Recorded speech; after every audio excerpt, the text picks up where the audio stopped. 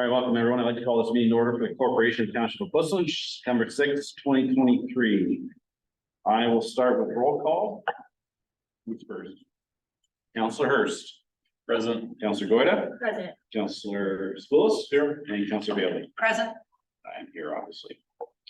And we'll begin our moment of reflection.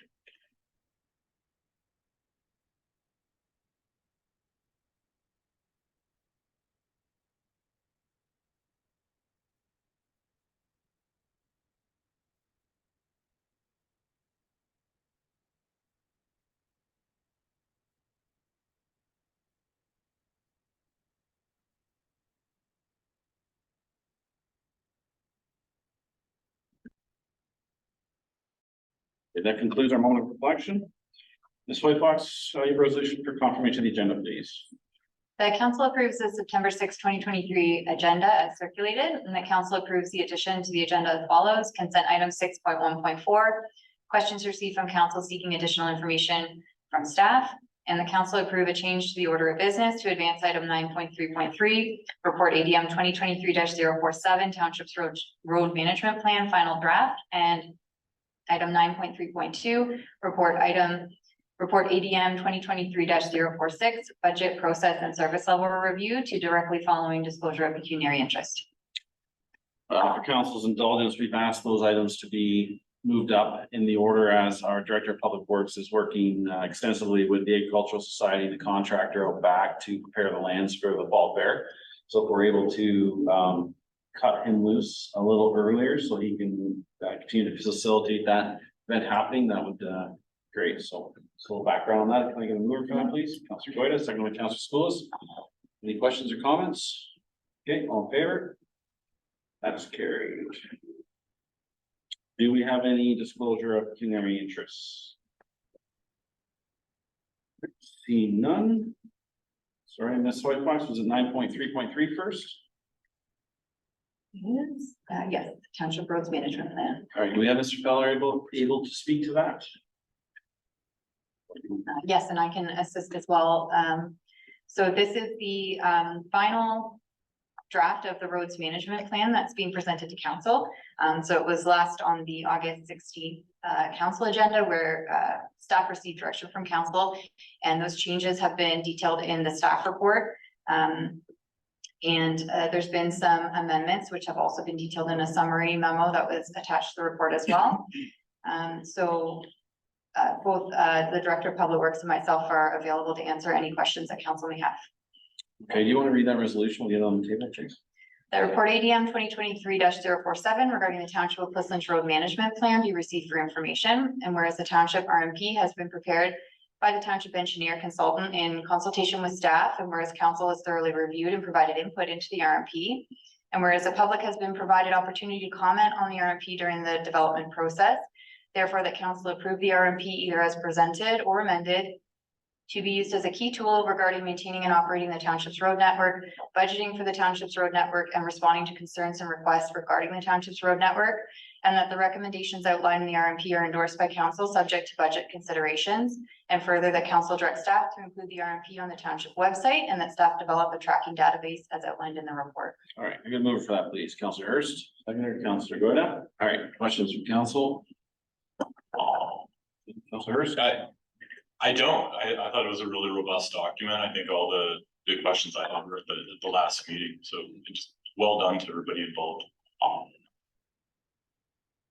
Yeah, I do. I have a couple of just maybe just things I want to clarify. I am happy with the wording, subject to budget considerations to be included in the resolution, and that resolution be part of the cover page. I think that's important to lay out in writing somewhere that this is a guiding document and we'll work towards it, but budgetary constraints may limit the extent to which we can fully put it in place. But overall, I'm happy with the plan. I just want to clarify two things. In this new revised version, we now have language that speaks to the roads being primarily for vehicle travel, and it outlines that we don't have dedicated facilities for the active transportation within the current platform. And I think that while that is true of our current road network, I just wanna sort of clarify that that wording isn't intended or meant to be interpreted that considerations can't be made for recreational use of roads on a sort of like a case by case or project by project basis. I think we have heard on many occasions from our residents and members of the community that they do enjoy using our roads for recreational use. And I know, while that it's not feasible to add sidewalks and widen every road, put bike lanes and things like that, I want to make sure that we still have the flexibility and opportunity for considering adding things like paved shoulders, sort of like on a project by project basis. So I don't know if it's maybe you, Courtney, or Mr. Fowler. The way that we have this now written into the plan, do we still have the flexibility to have those discussions annually as the road projects come up through the budget? Or are we now just saying like, that's not on the table? So through you, Mr. Chair, I can start, and then if the Director of Public Works would also like to add anything I've missed. So I guess the first point is that this policy document is not set in stone. So it's a living document that council can review and make changes to. I think it's also important to note that it's a guiding document. And so if those requests are made by council when a road is up for rehabilitation, staff can certainly work with its engineer to provide those options to council to consider, both from a design point of view, but also from a budgeting perspective. Mr. Fowler, do you have anything to add? Through you, Mr. Chair. Yes, I completely agree. I guess the added comments I would make are there's always the flexibility should council choose to pursue a section of road that would need to be upgraded due to the need of increased pedestrian or cycling traffic. The ideal roads to be identified would preferably be roads that already connect or lie between two county roads that already have the infrastructure to accommodate cycling or pedestrian traffic already. So with that being said, I guess we currently have our roads network within the asset management plan. If certain roads that did not meet the yearly rehabilitation stage, if we chose to go with another road to improve the shoulder or whatever council desires, just be aware that that would push back the asset management plan for roads that would require rehabilitation that year. So it's an ongoing discussion, and it's basically what as council chooses to proceed forward. Just making sure that that flexibility is still there. And then the second thing that I just want to clarify is that I had received a couple comments from the public about why we were limiting traffic calming measures to be only on roads with speed limits of 30 kilometers or less. And I didn't know where that came from, and I was worried that I had missed some important detail. But from what I can tell, this is just misinformation, and the screening criteria for traffic calming study to implement something like speed bumps would be 50 kilometers an hour. But not 30 kilometers an hour. I just want to make sure that's correct. For you, Mr. Chair, yes, that is absolutely correct. The standard number will be 50 kilometers an hour or less. So I'm not quite sure how the 30 became a prominent number, but also within the report, it indicates that speed humps will be considered for roads 50 kilometers or less. And then just sort of to take that one step further, if we do receive a traffic calming request on a road with a speed limit that has, with a road that has a speed limit greater than 50 kilometers an hour, the sort of process would be to first evaluate it for a speed limit change.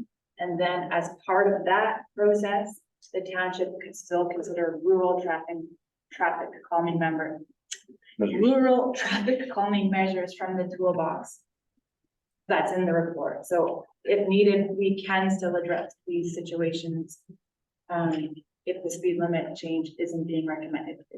Am I understanding all of that correctly? Yes, that is correct. So as far as resulting to a speed limit change, usually it would have to be identified as far as the type of road, whether it be a type of road that's not through a hamlet or a built-up area, that the speed limit would be 60 or 80 kilometers an hour. Yes, the speed limit could be considered to be lowered, or we could use different mitigation measures that would also not necessarily include speed humps for that type of road, but speed enforcement or speed identification, such as a flashing radar sign or things like that. Okay, those were just the things I wanted to clarify before we went ahead and adopted it, so thank you very much.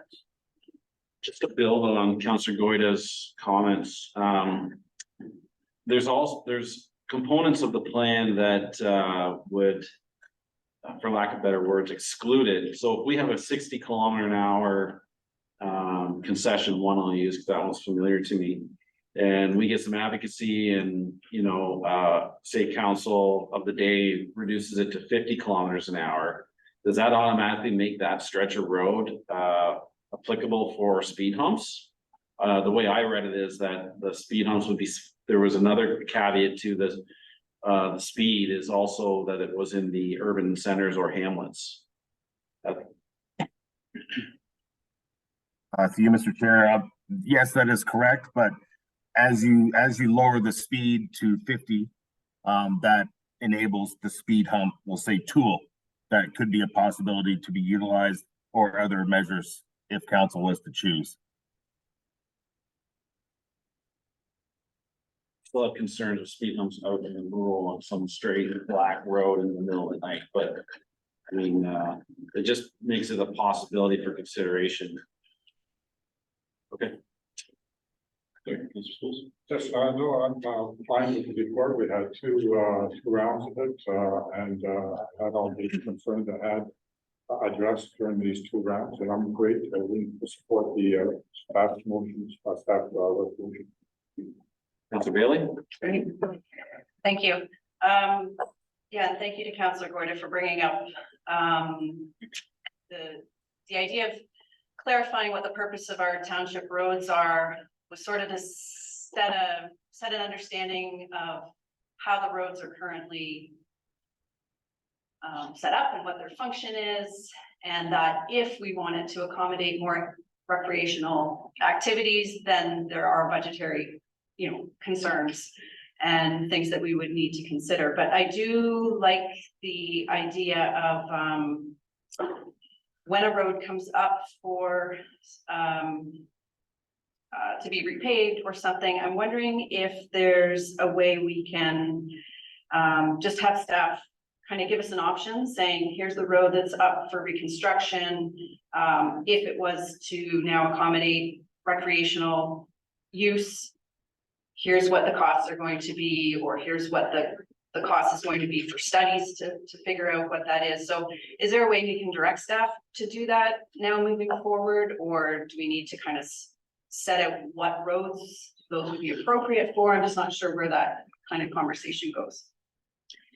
So through you, Mr. Chair, I think there is absolutely no issue with providing that sort of analysis from a design perspective and a budget perspective. I would also encourage the tracking database that we're using to collect public feedback to also be utilized in making that determination. For example, if there's a road where there is quite a bit of requests or feedback around that, to perhaps use that in order to make the decision. There would be extra cost associated with preparing that second design. So I would suggest that tracking database be utilized in the decision of whether or not to include a second design with widened shoulders or that sort of thing. Great. So building on that too, in order to limit the list of what roads are appropriate for recreational use, would we be taking out truck routes? Would we be taking out, roads with high number counts? Is there a way to kind of just limit it to a percentage of all of our roads as being potential for recreation use? So through you, Mr. Chair, I think that would require a little bit more consideration and review. It sort of sounds like an active transportation network that's being sought, similar to what we've seen in some of our neighboring urban centers. I suppose the one concern with the truck routes and that sort of thing is our county road infrastructure in that network is designed for trucks, and it's also designed to have the wide shoulders, which we would be looking to connect into if we were to create sort of an active transportation network. So I think if the ask is to look into it in that amount of detail, then I think it's a separate sort of study that we're doing rather than just looking at the roads as they come up for rehabilitation. Okay, yeah, I think that's a bigger discussion. All right, I'll leave it at that, but I think that's a great approach. At least it's an option. We can see what the budget impacts would be and if it's a request from the public. I do have a second point, and I just saw that it was answered this morning, and so I'm sorry I didn't read the response yet. But it was just regarding community safety zone. It was called warrant 2 in the report. It's also under 8.2.4, but it was regarding pedestrian generating land uses. And when I got looking at the report, I thought it seemed like it didn't quite fit for Puss Lynch. And so I was thinking, what other generating land uses do we have in the community? And so I had questioned whether a local example would be an equestrian farm. So I know I live next to one, and often that is a lot of sort of pedestrian. We have a lot of horses in and out. We have a lot of trailers in and out. And so I had asked the question whether that could be included in a community safety zone. And the other example about a conservation tract or one of the Wellington County Agreement Forest areas, because often you have people coming in and out. So sorry, I put you on the spot, but I'm just wondering if there's a response for that. So through you, Mr. Chair, yes, we did receive a response back from our traffic engineer, and the Highway Traffic Act is unclear on the criteria for a community safety zone. So what our traffic engineer has suggested is that in Appendix M, which outlines, it's sort of the initial form to request an exam of the area from a resident, adding an agricultural area, equestrian farm, or a recreational area could be considered as additions to that form. And what that would do, it would be allowing those areas to pass sort of that first screening process with staff. So there was a box that says other, so it does also give the opportunity there for someone to list what that other is. This would list these agricultural sort of uses with a high pedestrian count on the form itself. It doesn't necessarily mean it would pass the remaining criteria to qualify for a community safety zone, but it would at least get it past that first screening.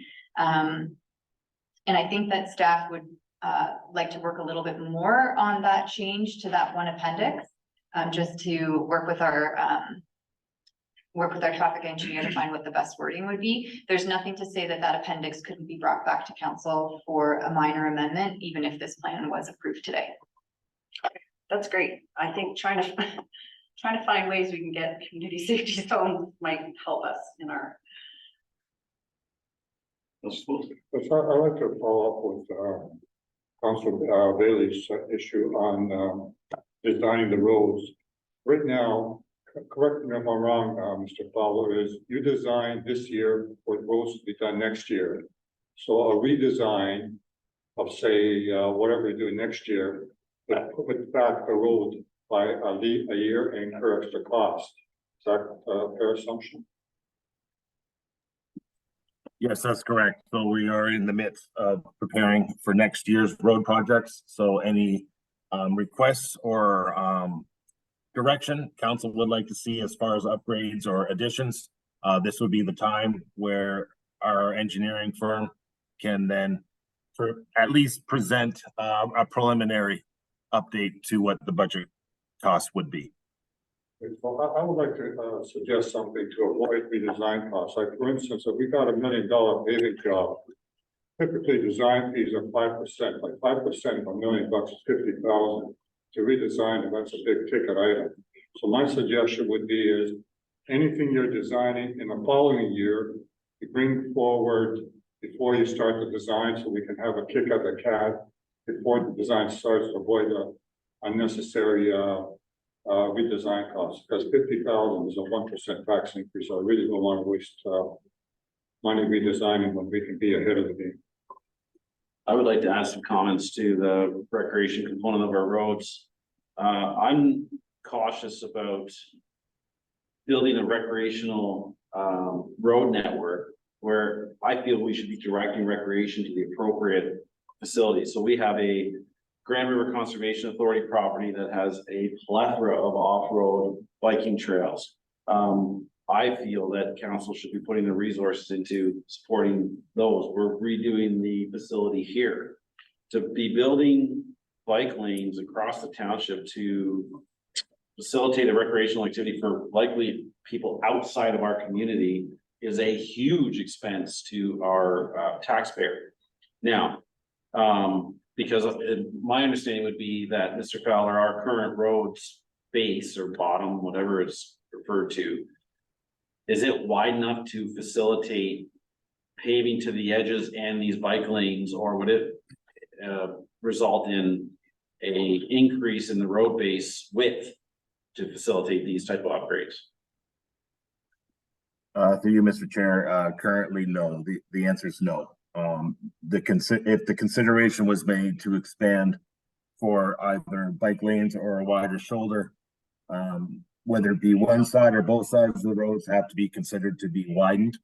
That would involve basically reditching the entire length of road, and that would also encompass any type of mitigation measures as far as driveway culverts, driveway aprons, entrances, things like that. So it's not just as simple as paving a bit farther out. We'll currently, throughout most of our roads, only have a half-meter shoulder.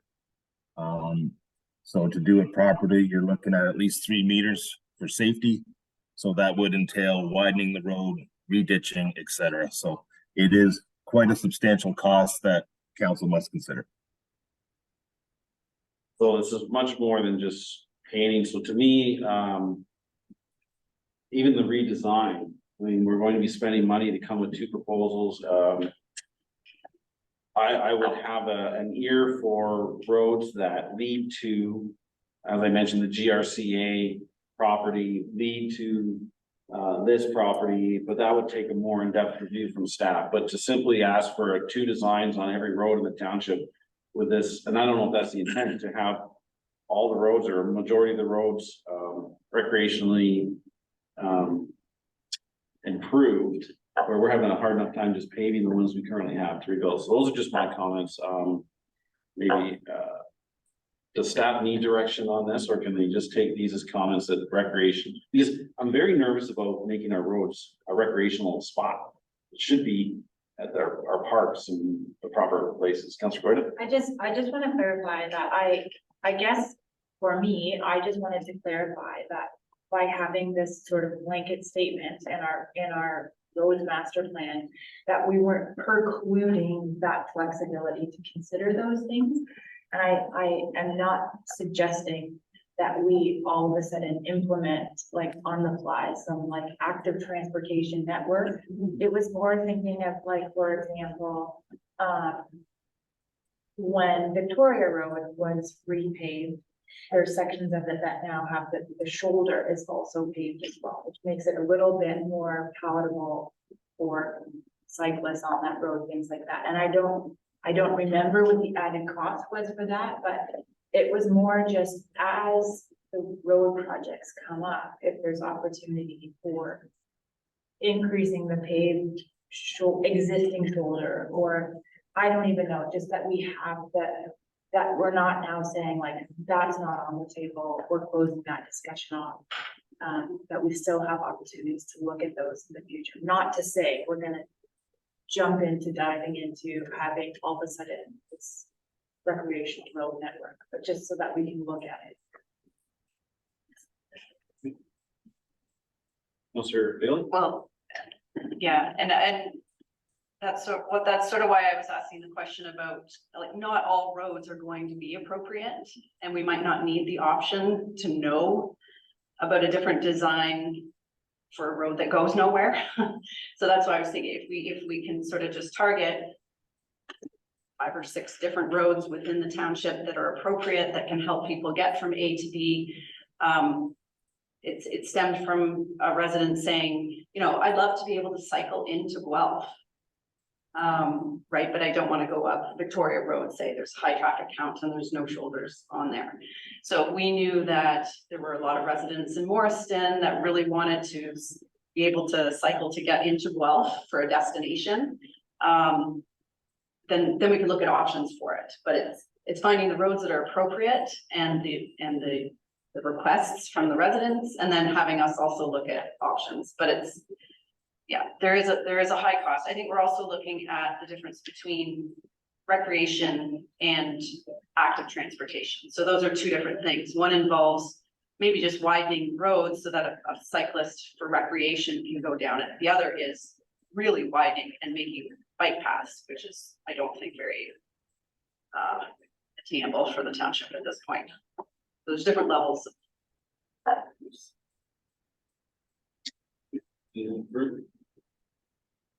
So, I don't have a problem just asking staff for high level costs up front for any roads we want before the design starts. But I think the ticket price is gonna put us off very quickly. But, there are some roads like Council Boyd was mentioned, Victoria Park or Victoria Road, that might be an option to put in for a certain section. I'm willing to look at that as well. I'm flexible to be open-minded about this thing. I really don't want to shut it down, as Council Boyd was suggested we don't. At the same time, I want to be realistic too. You need a motion for, So through you, Mr. Chair, I think staff's comfortable, so the rehabilitation is before council, through the budget process, as well as through our corporate work plan. So, in terms of highlighting the roads that are scheduled, through the design stage, that's going to be before council on a number of occasions before it occurs. So there's no concerns with staff addressing the public feedback or the feasibility of, incorporating a wider shoulder at that time, and that would be before the design stage. So I think that is a process that's already occurring that we could just easily make mention of when it's before council. As long as it's not rules, we look at next year's budget, and we say we want this road done. That's already the design's done. We don't want to look 2 years in. Yes. Or in future roads. Or future roads. So, Mr. Chair, I have a mover and seconder for the resolution as read previously. final comments? All in favor? Okay, that's carried. All right, now we're gonna get into the work. All right, so we're gonna. I want to start on page 25, but first. Mr. Mayor, what is the number of the agenda pack? I'm just, yeah. Is it 117? Yes. Page. We're on 9.3.2.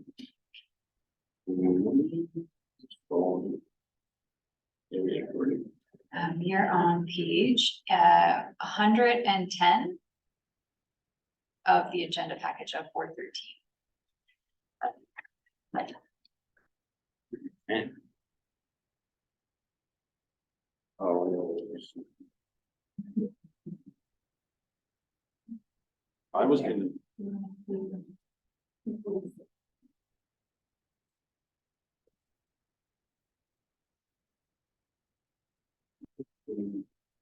Give me a second. And it's not tracking right. You guys on page 110? I'm slowly getting there. Yeah.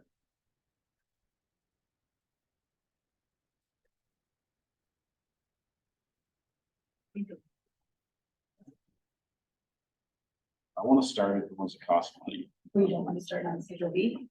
No, I want Okay. to start, 117. well, yeah, 117. Yes, that's it. So the first components of that schedule are comments from members of council on what went well, where your concerns, and I feel staff can take that away and work with each individual on those. We don't need to discuss them at length here today. Council members are comfortable with that. Is there anything that these, any other additional comments or clarity for that first component? No, I think there's some good feedback there and. All right, so we're gonna start with the service level increases. Again, I'm on page 117. Sure, yeah. There, so, I'll just go to each member real quick and you can speak to your tree removal. So I'll start with Councilor Hurst. Sure. Yeah, I think the items that I'd identified were just feedback that I've received from the community over the past period of time. I think the only one I would add would be, from my standpoint, snow removal, and again, I think I would just look to township staff to best allocate resources to meet service standards. I think that's a tricky one, you know, everybody's not gonna be happy unless they're the first place for snow is removed after a dump, but I think. Yeah, I'd leave it to Public Works to best management, but I think from a service standpoint, like these are slight bills on what I think is working quite well within the community. So I think that's about all I have to add. Can I give you some backstory? In term of 2018 to 22, is that right now? That iteration of council added a specific budget line for a bucket truck to remove trees. So what Public Works, I should be letting Mr. Fowler say this, but trees that were around wires there was a plethora of them and the Public Works couldn't deal with them internally. So they added a specific budget line that would give, I believe it was a week, 7 days or something like that. Do you remember? So it's $10,000. It was 25,000, but I don't remember how many days it was. Worked out to be about a week or 2 weeks a day of work. And the director has been working away at that and then internally removing trees as prescribed. So, Mr. Fowler, could you maybe speak to the use of the bucket truck, whether it's sufficient right now and, you know, generally speaking, the amount of time you are able to dedicate staff to removing dead trees, and if do we need an increase in the budget there, or do you feel it's sufficient? Through you, Mr. Chair. Currently, I have a forestry budget which is allocated to contractor work. That is, the budget line for that is about $20,000. That will get me 2 weeks of a contractor with a bucket truck and chipper. So we do our best to prioritize the most dangerous trees identified to get them done, whether it be a single tree in a grove of trees that has to be removed, where you cannot just simply drop it. It has to be piecemeal dropped. Whether it be around service lines into homes, things like that, that's where the bucket truck is utilized. Any type of tree identified that's kind of on a large open space right away where staff can safely drop it without the use of a bucket truck, we also prioritize those also to do in-house. Again, it's hard to predict every year what the crises may be for Public Works. I can attest that the trees removal done in-house was put on the back burner this year due to the fact that we basically had a grade side road 10, side road 20, side road 25 due to the county road 35 closure. So a lot of the staff resources were allocated to grading roads this summer. So again, every year it's under the assumption that we can get out and remove trees on our own, but we really only make headway once we were able to bring a contractor in with a bucket truck.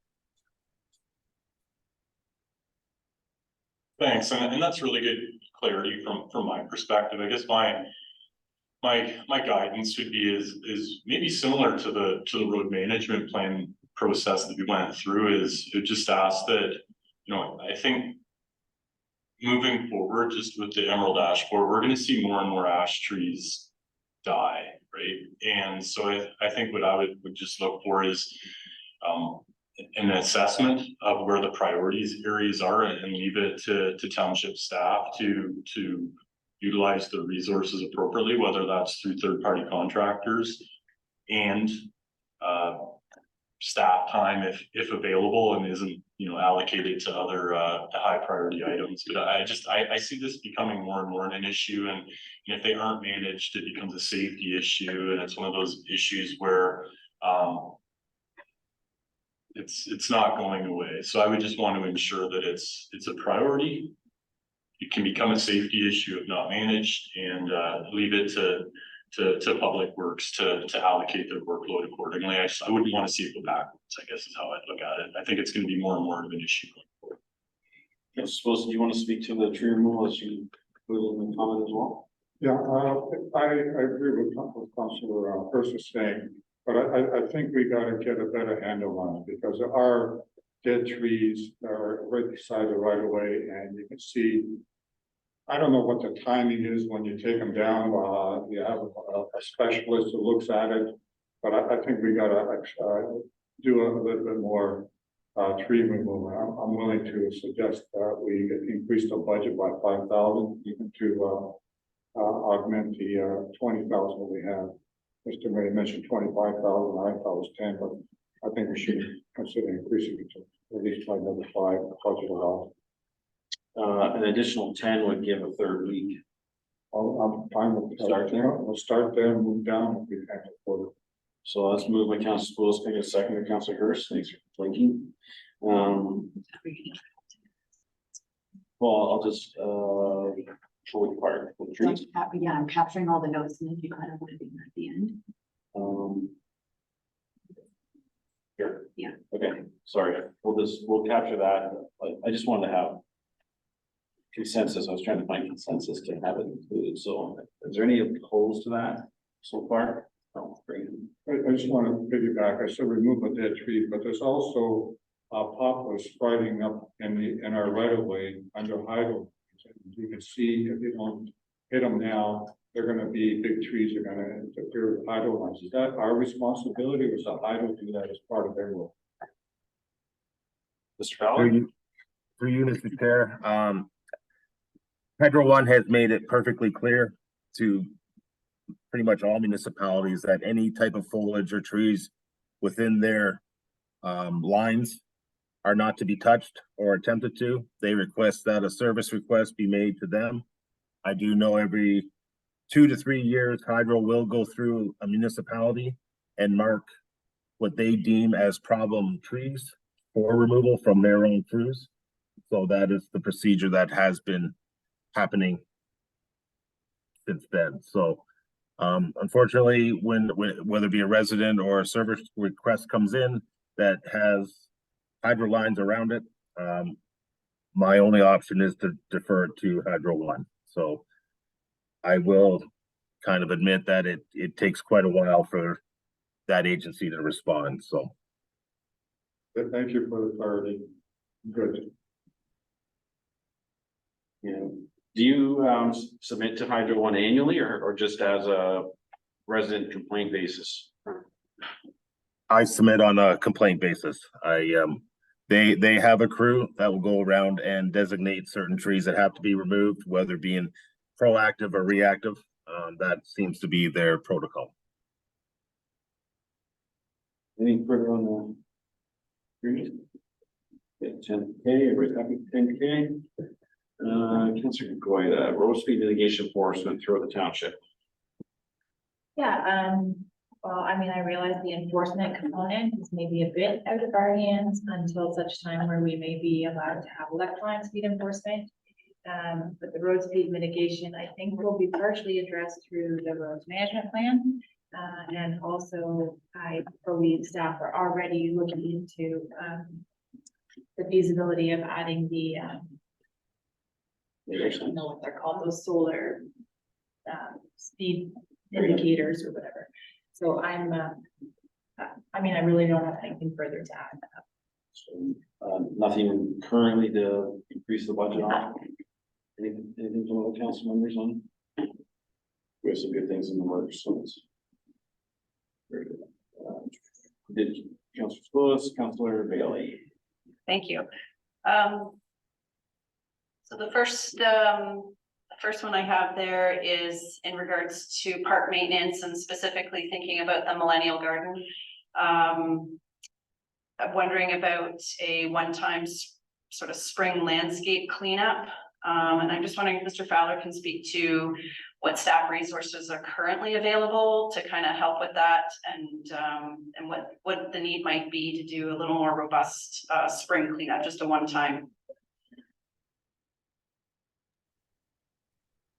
Through you, Mr. Chair, currently staff resources for parks and facilities are pretty much at their limit for springtime duties and responsibilities. The reason for this is that the Millennium Garden has never been identified as an asset or in the budget for consideration. It was always volunteer run. So to make commitments for staff resources to be able to engage in additional duties for that, I'm currently not prepared at this time to offer that. It would almost, the types of duties that currently are required from the park staff are maintenance and repairs of the equipment, opening washrooms, basically clean up debris, things like that throughout the park system. So, we have quite a bit of open green space that, 3 individuals are responsible for. And at this time, without additional resources, it would be quite tough to make promises for an increased service level at the Millennium Garden. Okay, so on that note, I guess I'm looking to council just for some support where we could have like a landscape contractor maybe come in and do a one-time cleanup, seeing that our staff resources are at their max. I don't know what the cost of that would be. But having just sort of a local contractor maybe come in, do one-time spring cleanup, and then that will allow the volunteers to maintain it in a little more reasonable capacity that they're able to do.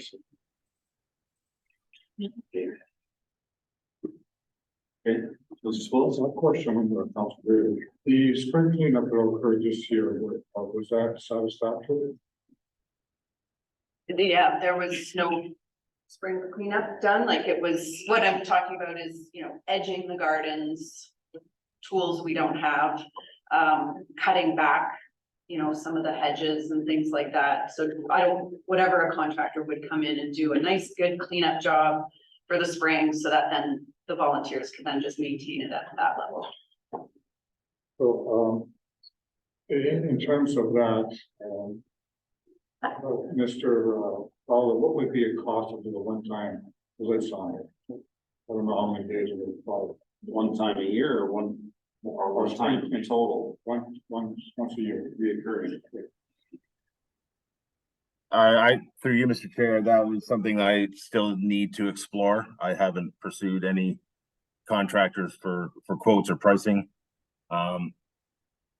I think if we were to go this route, one of the main, like a main volunteer for the Millennium Garden should be present to go over the expectations with the contractor.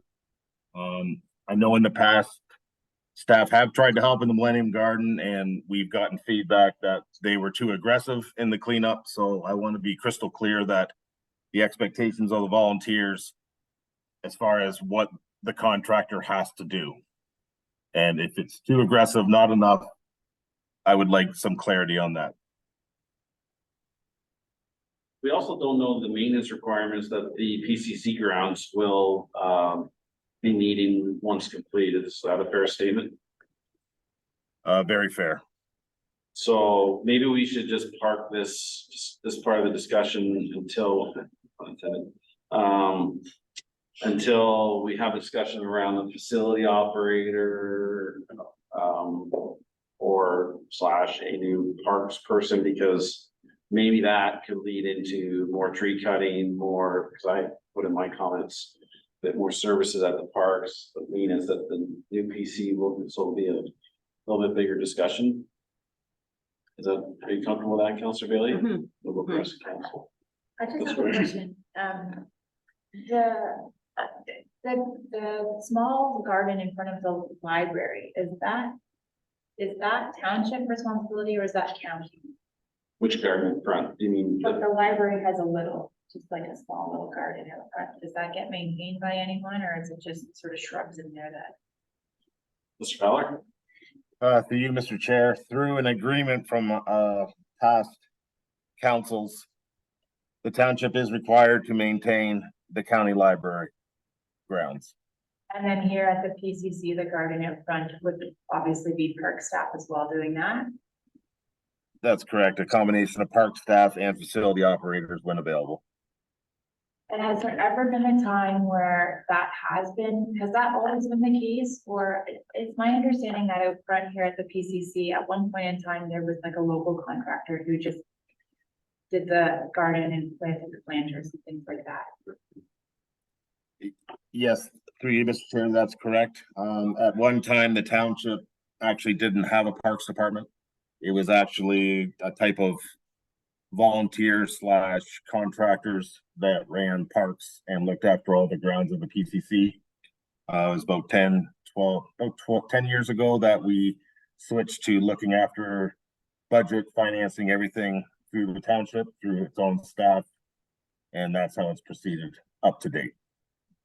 I'm just wondering if there would be any opportunity to engage with some local landscapers to do all three, like a one-time thing, of all three things at the beginning of the season in exchange for the ability for them to perhaps advertise in those areas to help them drive some more landscaping business, but then also be cost effective to the township. I don't know if that's appropriate. It's just maybe until such time as we establish what the new grounds here is gonna take in terms of park staff. Maybe just in the interim, that's something that could be explored. I don't know, maybe you wanna, if you have any thoughts on that, I don't know. Through you, Mr. Chair, yes, so basically the township was in the business of hiring contractors to do certain parks, look after certain garden beds, things like that. But as the request has come in over the years for township staff to be added in the Parks Department, those contractors were let go in order to fund the employees' wages, things like that. So unfortunately, we've come to a service level again where the current employees we have are stretched to their limit as far as job duties plus additional one-off. And that is a consideration that the township could look to outside help again. An example I have is the previous administration did utilize a gardener for the Millennium Garden. And that was the 2018 cost, and it came in about $7,500 a year. Just for the Millennium Garden.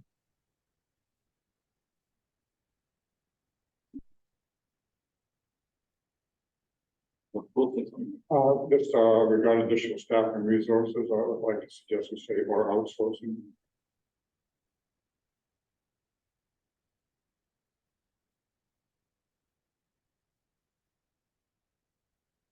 I'm sorry, Councilor Papulis, my internet cut out there. I was just asking our CEO to add under the council direction, additional resources or outsourcing. My apologies. Discussion. Oh, that's because you wanted to reference or. Okay, Councilor Bailey, your next item? Yeah, actually, I'm amending that. I did chat with services staff, since putting in this comment. I've had some feedback from residents, just sometimes frustration with booking. Right now, when you book something, you have to then do your own insurance, which can be a little complicated for some people. But I understand that that's the process that needs to stay, otherwise the township takes on some liability. So we will kind of ignore the beginning comment. The second part was more about taking credit card. So I'm just wondering if we can, leave it with services staff or staff just to see if there's a way to be adding in credit card payments. Again, as it is now, you do a booking and you can't pay. Yeah. So through you, Mr. Chair, the way the booking system works is we do have the ability to take online payments. So it's through a provider called Stripe, and so it is a two-step process. So the booking comes in first, it gets kind of vetted and approved by staff, and then it's options for payment, which does include online through credit card. I think, maybe I can interject. I think what we're encountering in the community is the short notice booking. So somebody on a Friday evening, I'll just make up a scenario, had ice in Cambridge. And their compressor goes and they melt, and they look on our calendar and it's available for rent. So they want to, but the office is closed. So there's not an opportunity to pay by credit card or short notice to rent our facilities. And I've asked for that in the past too, is whether it be training the student or employee working that day to be able to take that booking or not. I don't know if that's a possibility because of the signing the waivers, providing the printer to print the documents. I don't know, but that's what I'm hearing is, you know, we're missing out on some opportunities to rent our facilities because they're not able to get the 9 to 5 or whatever the hours are. So through you, Mr. Chair, staff have had a discussion around this, and we do have our customer service and taxation supervisor on the line as well to add anything I've missed. But there is some concern about, I think there's some limitation with staff working 9 to 5, Monday through Friday. And the online booking system is, there's quite a bit of oversight that's needed to make sure that bookings are meeting our insurance criteria, capacity limits, different things that are looked at by the adult staff that actually approve those bookings as well as taking the payment.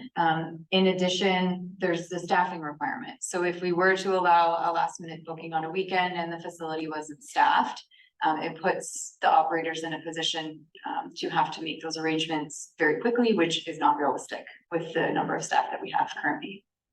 But like I said, to you, Mr. Chair, our customer service and taxation supervisor, as well as director of public works at facilities, if they have anything else to add.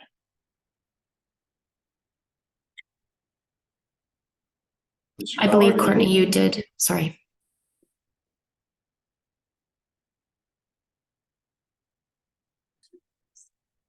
Sarah, go ahead, Sarah. Sorry, I believe that Courtney did touch on all of the items that would be of a concern if it was more of an automated system online where renters could manage the rental themselves. There does need to be staff that is involved in vetting those requests.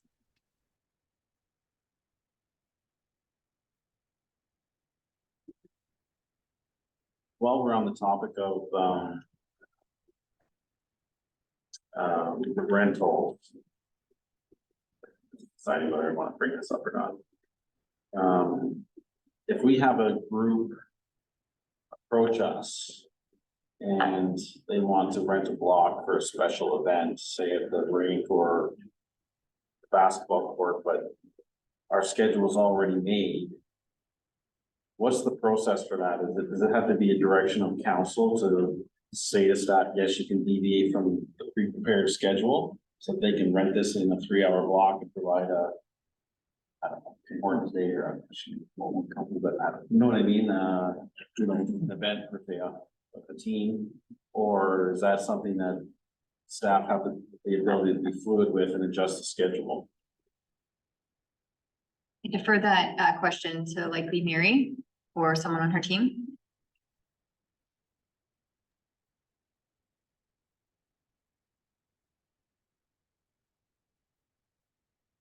Sorry, Mariceli, I'm not really, can you just kind of explain, are you referencing like last minute bookings in terms of? Now, what I'm referencing is deviation from either historical scheduling for rentals. So, not last minute, but yeah, I'm using that generically, you're approached by a group to rent a facility for say 3 hours, but that doesn't fit the cookie cutter mold that we've done in the past. Are you able to deviate and provide that rental, or do you stick to the schedule? So Sarah can add to this, but so rentals are received on a first come, first served basis. And so I don't.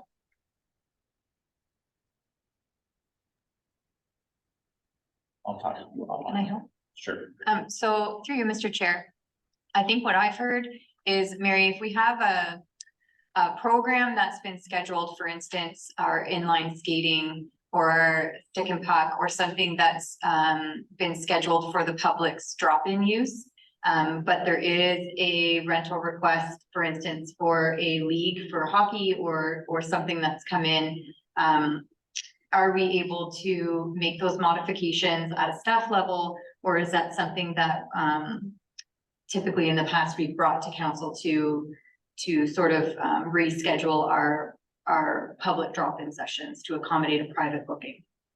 I don't believe we've brought those to council in the past, but I do believe that the services team does utilize the schedule that's approved and been advertised, and so they do schedule based on that. So But sorry, go what I'm ahead. trying to do is, I'm trying not to lose revenue, so I think that we provide a plethora of free opportunities at our facilities, and I think that's wonderful. I want to continue that. But if we do receive requests for, a rental that staff can view as, either an economic driver or just a benefit to the community and draw to our facilities, that just because there's a 3-hour window of free skate, that rental is not excluded because of the free, the community's been using the 3-hour free skate. I'm hoping that I'm just gonna focus on the rink right now. Our operational time frame for the rink will continue to expand with the use of those curtains.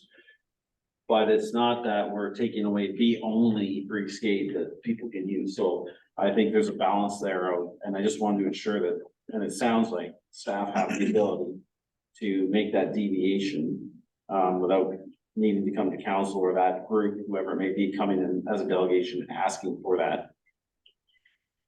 So through you, Mr. Chair, if it would be all right if staff take this back just to discuss a little bit more, and if there is something that we need to bring forward to be able to make those decisions on the staff level, we'll bring that back to council. Thank you.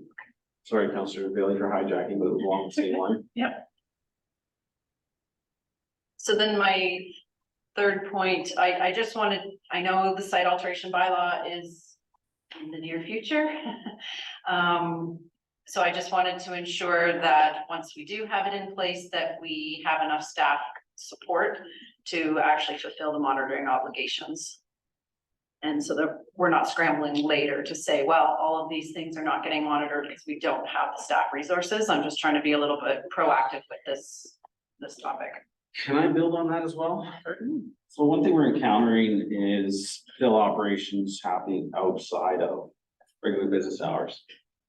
In the evenings, weekends, and maybe Ms. White Fox, I know yourself and Mr. Millmore, right, Jacob Moore, have been excellent whenever I've called because I've received complaints and he's responded from home and things of that nature, but is that scenario working okay? I mean, I hate bothering staff to come in on their days off or time off. Or is there something else that, we should be looking at in this budget consideration for after hours / weekends? Because that's what they do. They're waiting until Saturday and then 38,000 triaxle dump trucks just start rolling down and rolling in. And by the time, if Jacob's available, he attends that day, but if not, it's Monday. So there's 3 days of potential illegal dumping already completed by the time we can react, so. So through you, Mr. Chair, I suppose to touch on both, it's the same concern in terms of staff resources, but in respect to the fill alteration and dumping bylaw that's coming forward, I do expect that there'll be an increase in permit review. So as council is aware right now, the permitting is limited based on the moratorium under the site alteration bylaw.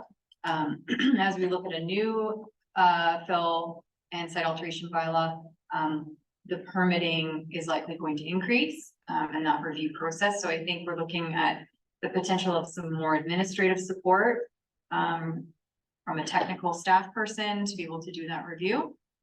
And leaving sort of the enforcement piece to our bylaw enforcement officer rather than also expecting him to do that technical review. So that's where staff are kind of looking at that. change in service level in relation to the bylaw. And then, to Mayor Searley's point, with, a lot of our offenses occurring, after hours outside of the typical workday. Our bylaw enforcement officer's responsibility is to respond. There will be occasions where it's outside of the work hours. I think right now, we've been managing it.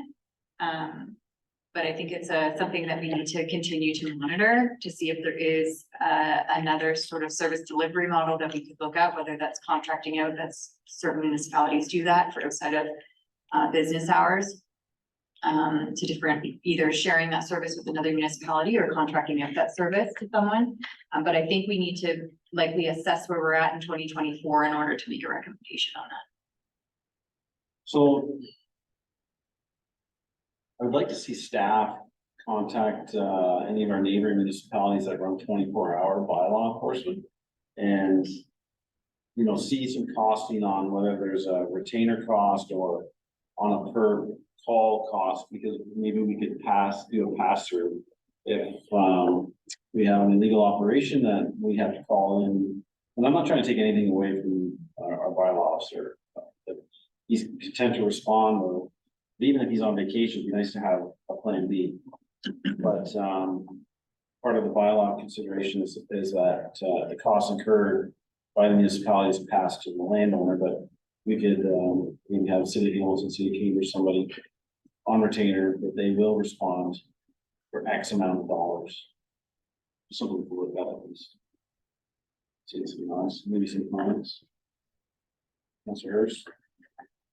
Yeah, I like that approach, kind of a plan A and plan B. And I think you're accurate in your assessment that often these operations take place not Monday to Friday, 9 AM to 5 PM type of thing for obvious reasons. So I'd be supportive of having staff have options. Obviously, the first one is to engage our existing compliance enforcement officer in the absence of being away on vacation or inaccessible for whatever reason on days off. I think it's good to have a plan B option, and if we can share some services with other like-minded municipalities or on a fee per service standpoint, I think that's a prudent approach. Yeah, I agree with that approach. I guess I'm curious, is it worthwhile looking at altering this? Like, is there a requirement for our enforcement to be Monday to Friday, 9 to 5? Should we maybe be looking at that work schedule to be altering it? Well, I work every Saturday. I don't know. So through you, Mr. Chair, I think that's likely also an HR discussion based on existing contracts that are in place. So I've made some notes here about our action out of this item, if this is sufficient. I suppose. I'm supportive of the radio enforcement tomorrow. I think it's good. So as I said, have a plan B back pocket, because if you look, you do have to make delivery of training. Yeah, just as we're talking here, I mean, we started the conversation with the site alteration bylaw, but it can work for any other things within the township. So I think there's a benefit to having a plan B, because there's other issues that happen outside of regular work hours. So, Mr. Chair, one clarification. I have it listed that we investigate bylaw enforcement support through neighboring municipalities that have that 24/7 service delivery. Is this a conversation that you'd like to have for the this upcoming budget cycle, or is it something? At least started, because in my mind, if the neighboring municipality is amicable, it could be it just could be on an on-call basis. And now that number might be, you know, in the thousands of dollars, but because that situation may never occur, there has to be some benefit to that. They have to have some recoverables, probably a little bit for themselves to make it worthwhile for them to do it. And again, it would only be if it were to occur, and then there's the budget implication, or maybe not, because you can report back and say, well, we're gonna draft it into the bylaw that if you get called out and it's found to be an infraction, that entire cost gets dumped on the landowner. So there isn't a budget impact, or maybe that's not legal. I don't know those things, but at least have that in place for start the conversation for this budget cycle, and if it ends up being, you know, a bit of an owner's task to, then that's fine, it can come 25 budget, so, yeah. So we'll leave it with you. Mayor, I'd like to have your idea of, having a cost paid by the person cost infraction. So can we amend that to just say and staff investigate, feasibility of having said costs covered by the, offender? Yeah, and if it isn't legal, for lack of a better term, then it would have a budget implication and we would see. Exactly. So we dump it back to one next week. So makes sense? It makes sense. Just through you, Mr. Chair, it's very, the Ministry of the Attorney General is quite specific about what can be added back in a fine structure. So just to bear that in mind, we may not be able to do that. Is there other avenues of putting on the roll? So if they were to eventually permit, then we could certainly recover through the permit. Anyways, we'll leave it with you. The goal is to not incur costs in the budget, but at the end of the day, if that's, I mean, I'd be amicable to us incurring costs until we're able to work through the process of getting these. There was a fine that we increased. It took some time to get it to the Attorney General and get approval. So to ensure that there's consequences to illegal dumping, we could start at one spot and end at another. But we'll leave that with you. I keep scrolling and noticing. All right, Counselor Bailey, are you? That's it. Done? Yep. All right, my comments were around the parks as well. I think that will be could be resolved depending on if we increase staffing or do these major cleans. Well, just to expand on the thorough clean of the facilities, I would like to see a thorough go through of all our facilities where they receive painting, you know, like the doors could have wear marks from people touching them. I think annually we should be visiting our facilities and basically preparing them for the upcoming season, and that is at two different points in the calendar year. One would be the rink, so this would be the time of year that the rink would get a thorough going through. I know the boards on the rink, you know, a lot of them are broken and some of them are falling off, and we haven't had the ability to do that maintenance ahead of the busy season for each of our facilities. I guess that'd be again, bigger conversation with whether we increase staff. And yeah, so I can leave it there. The only thing I want to bring up is, and I didn't put it in, is increasing the contribution to the gravel roads improvement reserve. I believe since 2018, every year council has directed staff to increase the contribution to that reserve. And we have never seen it included in a first draft budget. So where would the appropriate place for that comment to be added? Is this it? That, it's not really a service increase. Is it mentioned below? Do you It mention, I might think, apply. Did I mention it? Oh, I just want to make sure it was missed. Mhm. Scroll through my limited comments. Anyways. If it's mentioned, I don't want to get too far away. Is council comfortable with seeing that in the first draft budget? Comment, concerns, none. Good, seeing all nods.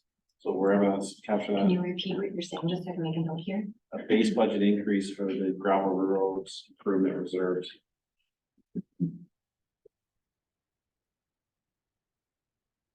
Utilize, you know what? Council Spillier and I discussed this. Yeah, I'll leave it there, but gravel roads are included in The first budget, first initial draft, whatever you want to call it, initial draft, um, not at the end. and then, sorry, just for further clarification, it's in line with the amount that's been allocated in the past that's identified. Sure. Okay. It's usually about 1%, not the 10 that we did once, 1%. Voting of 1% increase. Sorry, I have to be very specific. Just to make sure it's clear.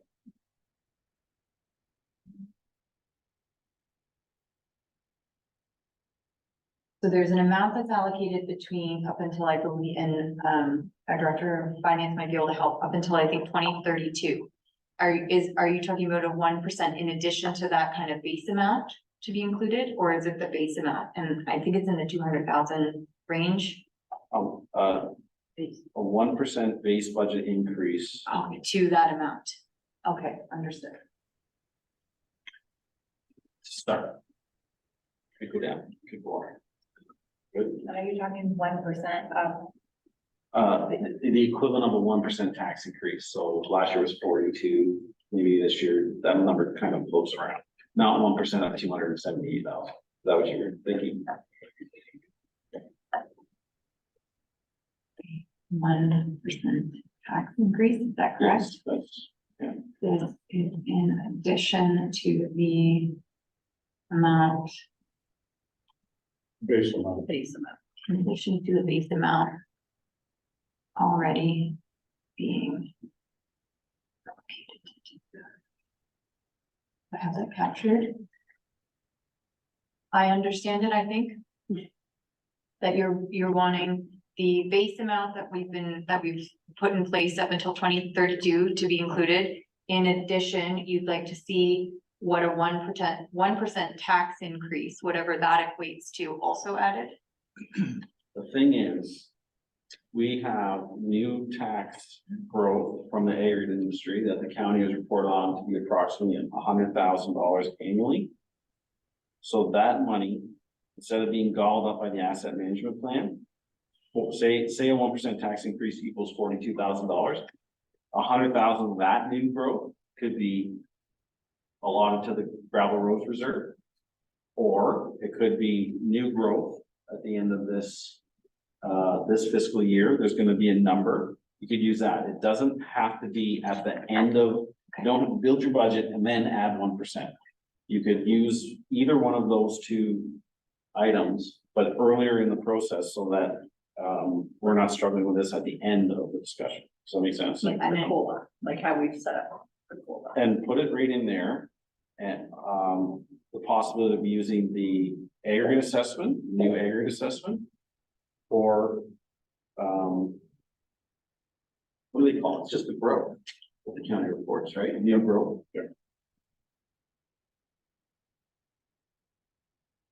And there is an understanding, I believe from council. So when the county provides those new growth numbers, they can fluctuate slightly.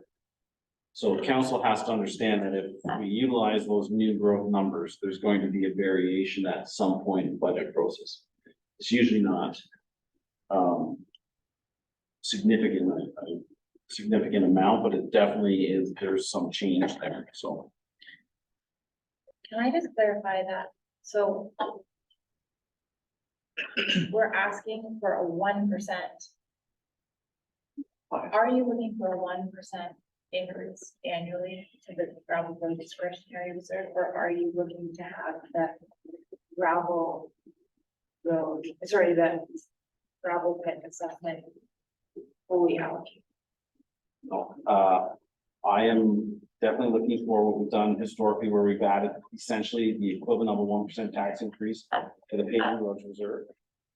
And then I just was mentioning that we can utilize, instead of seeing in a report that the council gave direction to increase this reserve. Yeah. The whole budget's built in, bam, another 1%. Right. I'm saying there's found money already. There's 200 grand out floating out there. I just don't want it gobbled up as an Part asset of management. which would go. Yeah, so it equates to a 1% base budget increase because I believe we all want it reoccurring. So it has to come from somewhere, and I'm seeing the growth for that aggregate assessment money as a point. That way, when we get to the end of the budget discussions, it's financial tax increase, it's already incorporated as part of. yes, You're spending money that you would be dollars. yes. Well, and I could move, but without that, that money will be used somewhere else, either asset management, but this is all part of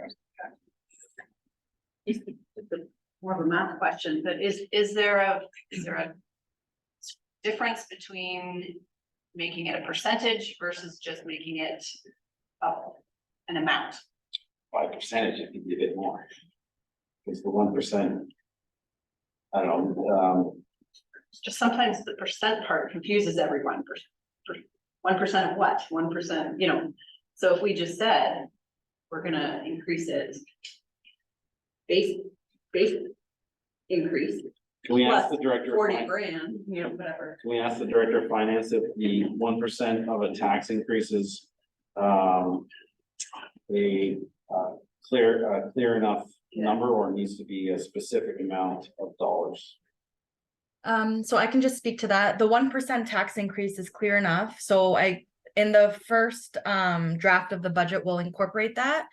And because we budget based on a 10-year capital budget cycle, I'm assuming that amount will be added from 2024 to 2033. Is that correct? Is that the direction I'm getting, just so that I make sure that the first draft of the budget is correct? That's my understanding that this is a program we're building to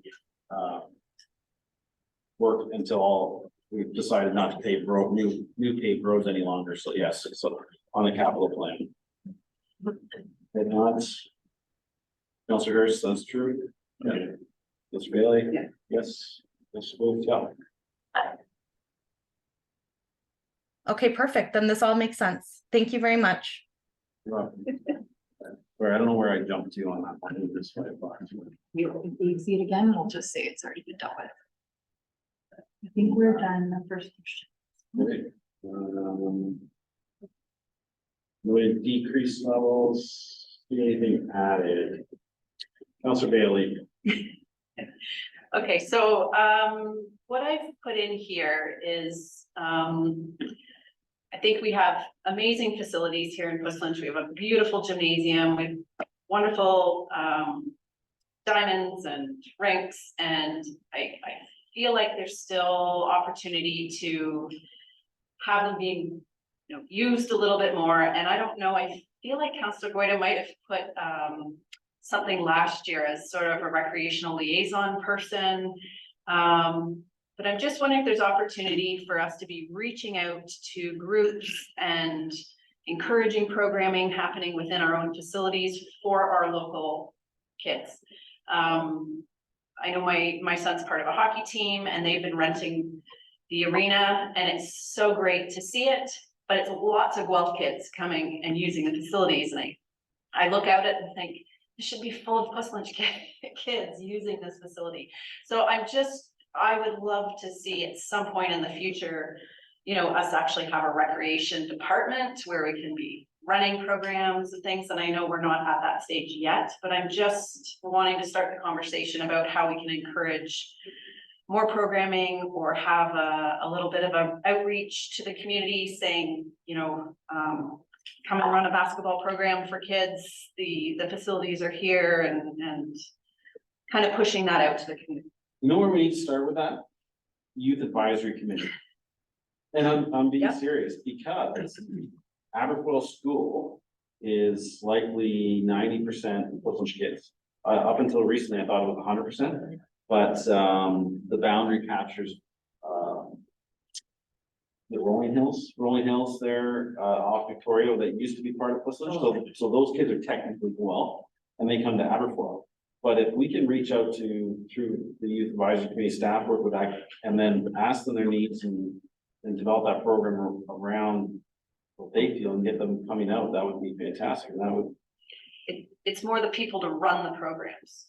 So the youth aren't running the programs for themselves. We don't even know which programs they want. Do we? Well, need programming that suits the facilities we have. So thoughts? So through you, Mr. Chair, I think that there is a lot that the township can do through our engagement platforms to reach out. Councilor Bailey alluded to this already. We don't have programming that's run by township, so we offer the facility and then the people running the programs have to utilize the facility, and it's up to them to sort of do their outreach for their own programming, utilizing our facility. And of course, we offer discounts through our user fees and charges for those groups that would meet the eligibility criteria. So in terms of reaching out to those, just sort of increasing awareness, I suppose, of the facilities that the township offers. I think there is an opportunity through our socials and other engagement to do some posts that are specific to that. As well as engaging with our youth advisory committee and our recreation committee. I think those are the options that would be great to increase awareness at this point. I don't think there's really any budget impacts at this point, right? We can still work towards those. That's right. Just as a Counselor Bailey, maybe that's something that the youth committee and the recreation committee can work together on. And the recreation committee does have a subcommittee that is intended to do engagement. So maybe that's an engagement project that the recreation committee can work on collaboratively, maybe with the youth committee. How many times a year does the rec committee meet? Four. And that's a budget item, right? Also with terms of reference as well. So, Quarterly. Councillor Goida, not to add more to your workload, but is 4 times enough? I don't think it is. So maybe we should consider increasing the rec committee meeting allowances or schedule as well. So that you guys, because if you're gonna be doing this good work, it needs to happen more than once every 2 months, 3 months, quarterly. Right? Yeah. Yeah, I think I wouldn't be opposed to that. I think probably it would be helpful just to keep momentum going on certain things that the recreation committee, like projects that they take on. Even just for instance, like looking at doing through the rec committee, there are a lot of asks to there's a lot from council, there's a lot of asks on the recreation committee to do fundraising. That's difficult to coordinate and plan and do all those things. So they're only meeting, 4 times a year. So I think that if 8? if those are the expectations, or even 6, every 2 months, it probably maybe start with every 2 months, because I don't know what the expectation is from the rest of the committee. I don't know what their availability is either. So maybe if we add 2, so that it's every 2 months, 6 times a year, and start there. Can you report back on 8 meetings and 6 budget indications, please? That work? If you don't meet, then you don't spend the money, that's fine. True, yeah. And you're not gonna meet July and August, so that's 12 down to 10. So when you're really only missing, go to 8. So just budget, rec committee budget increase from 4 meetings to 6 or 8. Any indications? I don't know what those cost. And you guys can have when's your next rec meeting? First week of October, I'm not sure. The first Tuesday in. You can maybe ask what their thoughts are, and maybe go 6 to 8. Yeah, through you, Mr. Chair, it may also be beneficial to convert one of those meetings for both youth and rec into sort of a project brainstorming meeting where the committees come together. I think there's quite a bit of overlap between the two, and if we were to convert that into more of an informal type brainstorming session for them once a year, it may be beneficial. Well, then 6 meetings for rec and then 2 brainstorming meetings. I think before we commit to however many meetings, it would be good to sort of circulate the idea amongst the committee members just to ensure that. Well, let's get the money in first. Yeah. We always take it out. Yeah.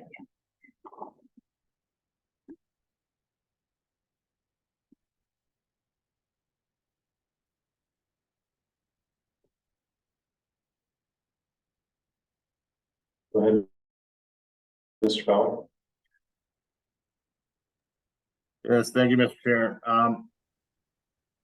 As much as I respect the fact that we want to expand the use of our facilities and grounds and things like that, I do disagree with the fact that there's no budgetary implications to this. This is something that the more we pack these buildings, the more they get used. It's wear and tear. It's additional septic pumpings. It's additional staff time to staff. So to say that it's a good initiative, but the realistic expectation is that these facilities are still ratepayer funded, they're subsidized, and the more we try to utilize them, the higher the cost of the township is gonna be. Okay, so we make a note of that when we discuss the facility operator or parks person, because they could, you know, assist with that additional usage, wear and tear and maintenance, correct?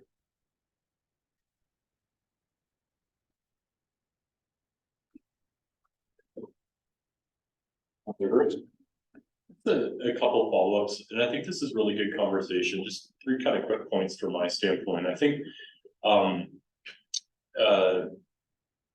the county has a lot of really good programming that we maybe look to ensure that some of the delivery takes place at our facilities within this township. I think is a good opportunity, and it's not so much you have to redevelop or start programming from scratch, but I think there's a lot of really good existing activities out there. So that's maybe one point. I think the second, it leads me to a thought. I know my children participated in a March break program at the library this past year. That was phenomenal. It was great. I guess maybe one of my challenges to both the rec committee and the youth committee is there's 8 to 10 PD days throughout the school year. There's a March break. That would be a really good opportunity to develop some local youth programming at a point in time where, as a put my parent hat on here,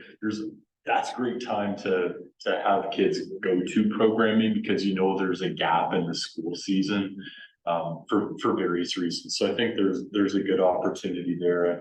And probably my last piece, and I'm glad that Mr. Fowler brought this up, because I think there are costs. They're maybe not direct costs, but they're indirect costs, and just depreciation and additional time of staff to support these type of things. That noted, I'm quite supportive of making sure that there are staff and resources available, but I think that is a good point. It's not, some of them are soft costs and some of them are hard costs, but I think that needs to be considered. But I think there's a lot of great opportunities here. And I'll leave it at that. What's the direction on that? So I've captured that we're gonna refer to the youth and the rec advisory committee just in terms of programming. In the general comment that was made by Councillor Bailey. We're going to use our social media and other communication tools to increase awareness. We're going to revise the TOR for the rec committee, but first present it to the rec committee for scheduling and that sort of thing.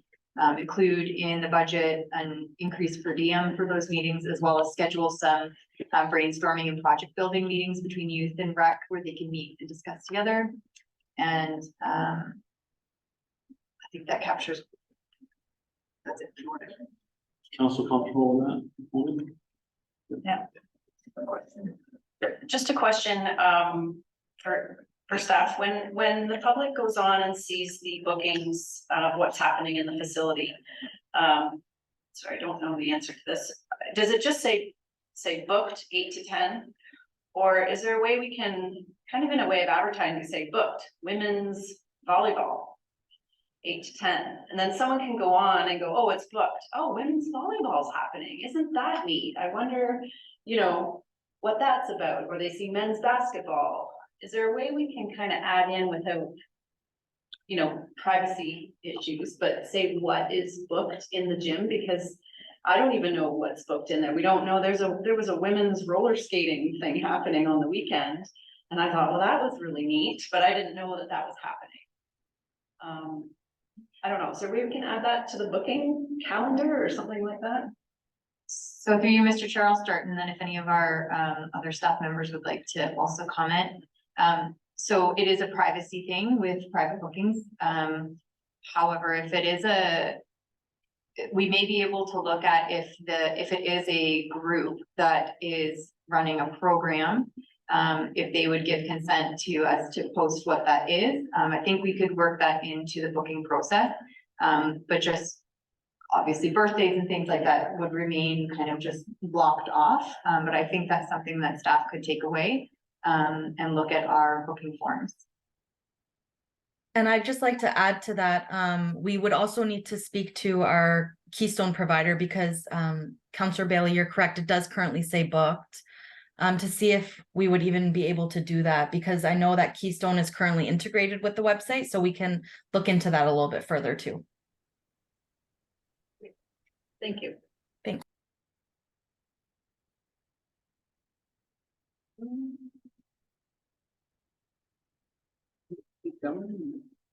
Hey, go ahead. So my part B, I think we have already discussed that quite a bit. It was about speed mitigation options proposed to us when the road work design stage is in progress. So that we know what options we have available to us, but it sounds like that's kind of been taken care of. Similar for wildlife mitigation work. So just giving those options to us and see if it's a cost that we want to be looking into. Do you know what one way of speed mitigation is? Narrowing the road. And you know what that does? Makes it not great for recreational use. We need to have that discussion. So if we widen the road, people drive faster, but then you can ride your bicycle on it. So we're in a bit of a circle here. But there's certain roads that are appropriate for the bikes. I'm just bringing to your and ones attention that that might not be. if you want to mitigate the road, it's not going to be conducive to recreational activities and the vice versa. Well, and the speed mitigation could be the painting on the road, it could be the rumble strips or whatever you call them, it could be the solar. The solar. Speed radar signs over there. Yeah, so things like that. Number C, I don't know where we're following. There was a suggestion to add lighting to the Millennial Garden. One from a safety perspective, so if people are going through at night. And another way to just emphasize and be able to light up and make the garden, look good. I know sometimes there's different campaigns where, light up the town green and show support for, and there's different ways. So that's where something like that could come into play. Can we just pause there real quick? Mr. Fowler, the parking improvements, part of that was new lighting. Would the time be to consider adding a light to the Millennial Garden B when we're doing the parking lighting upgrade? You, Mr. Chair, I currently have a finished design and costing for the parking lot already.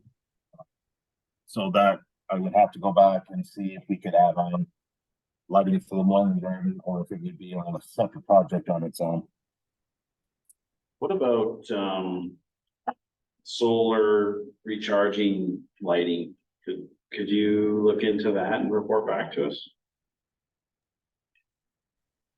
That is a possibility. The garden is quite well shaded at certain times of the day. I'd be reluctant to rely on solar just to ensure that we had lights working functionally once it did get dark.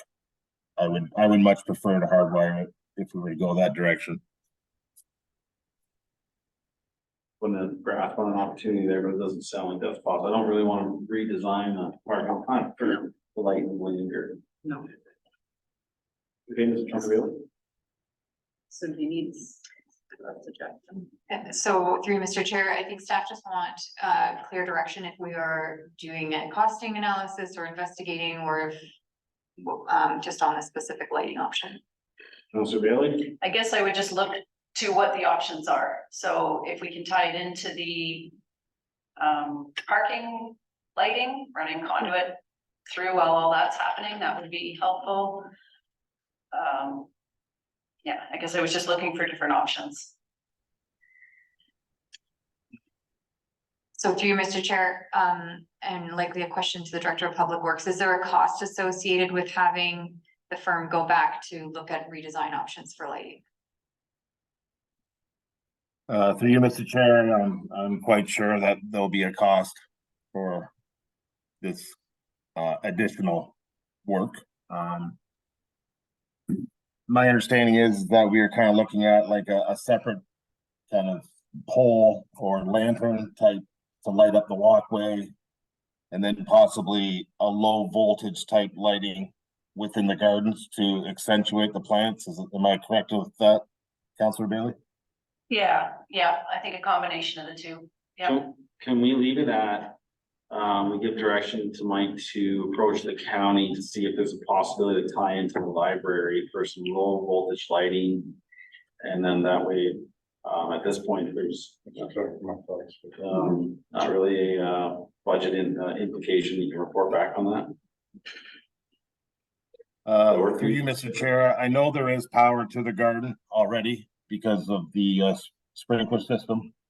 So I will talk with my electrician about utilizing that power to see if we have enough voltage to power the Millennium Garden.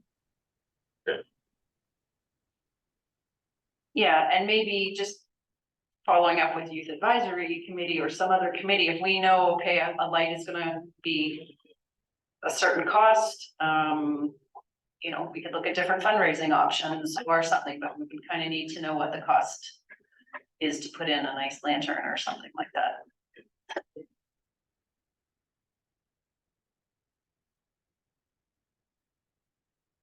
Great, thank you, Bailey.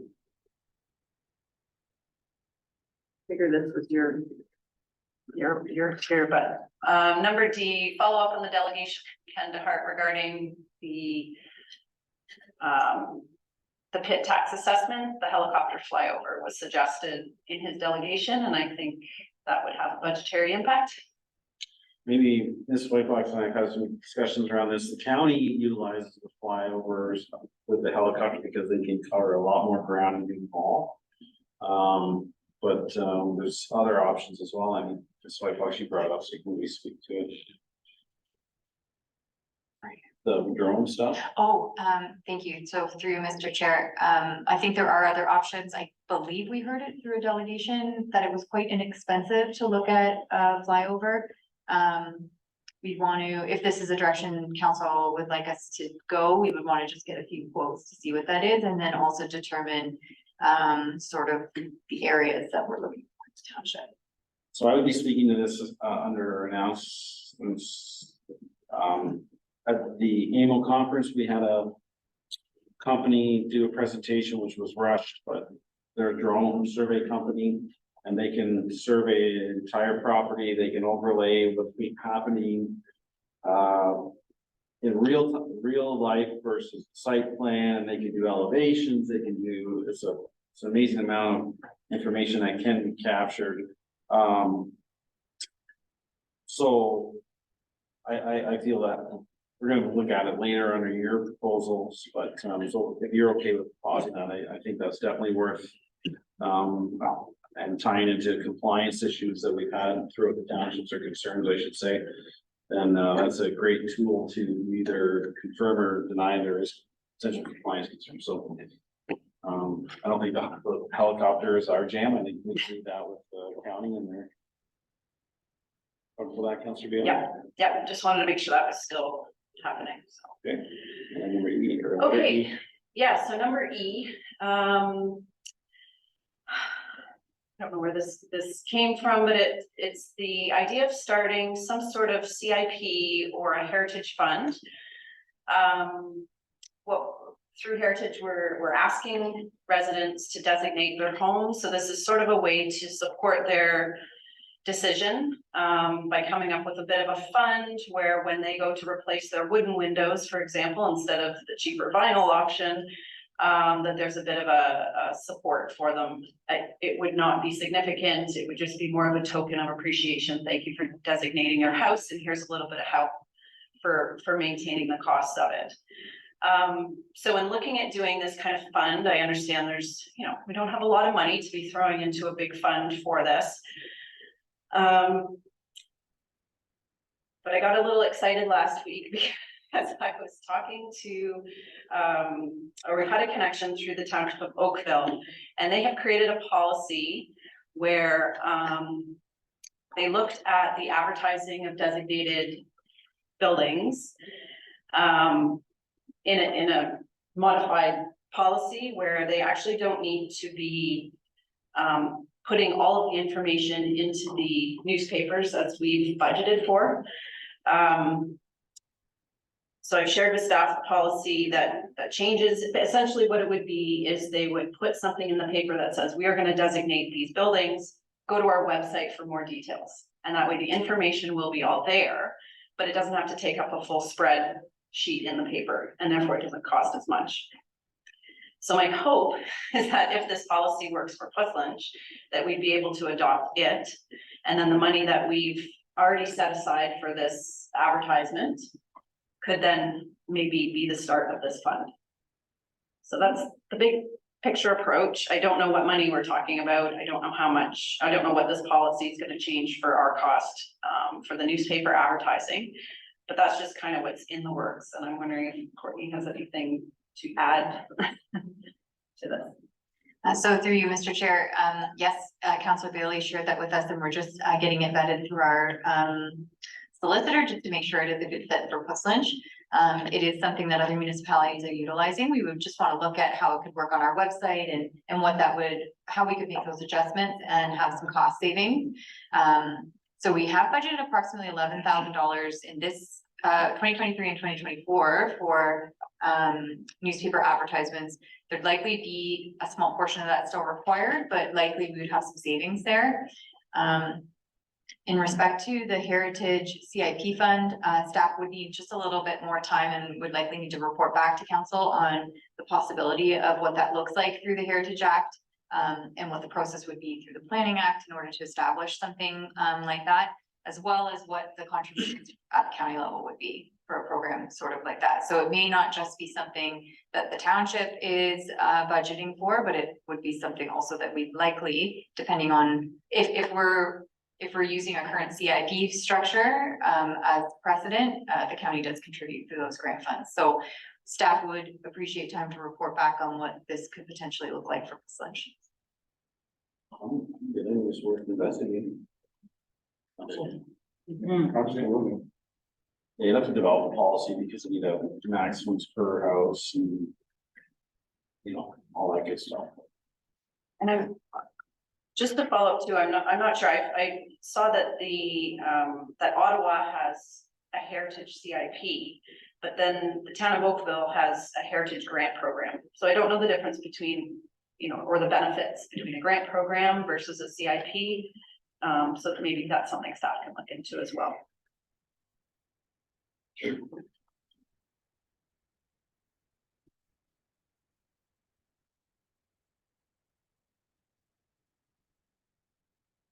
Who else? Councilor Hurst, do you have something?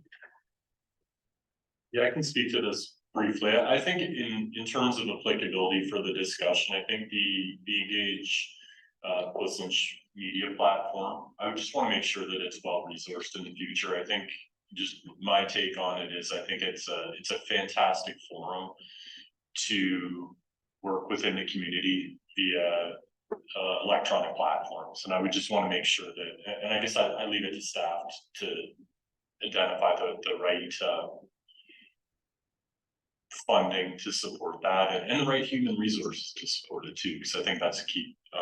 So I think from a service standpoint, I think just making sure that the Engage Puslinch platform is well utilized moving forward. And if that needs a budget bump or a HR allocation, I'll leave it to staff. I think the second piece that I had was just human resource development plan. And I think, again, different from service standards, but I think I'll leave it with staff to allocate this right. But I think my sense was that we brought on a number of new staff in the last recent period, and want to make sure that we're investing in them from an HR standpoint and making sure that they get the appropriate training and professional development to make sure that we can retain those staff for the long-term viability of our community. I'll leave it at that. Okay. Any items from the side of the I'm gonna bring something up that, Corey and I discussed, we don't post a lot of them, but we do post, like emergency management, scenarios and, meetings where, you know, the OPP come, all representatives from the county and it's nice to have a, light lunch for these people, because we tend to work through the lunch to complete the scenario or the training, in a more expedient manner. But what the CAO, on the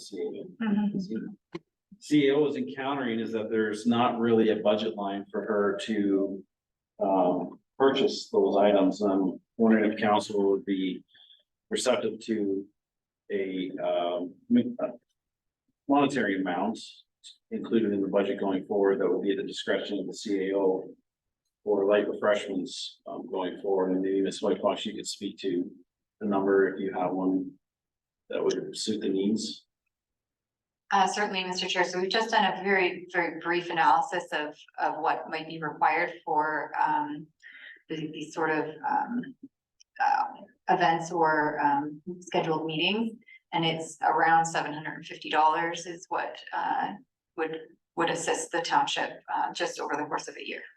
Per year reoccurring. So, and again, if it's not utilized, I guess it would just end up in the surplus, but there's not anything available to the CA for their discretion to just have a small sandwich or a platter or something for specific meetings. So, would it be okay with council to include something like that in the budget? Yep. It's not in there.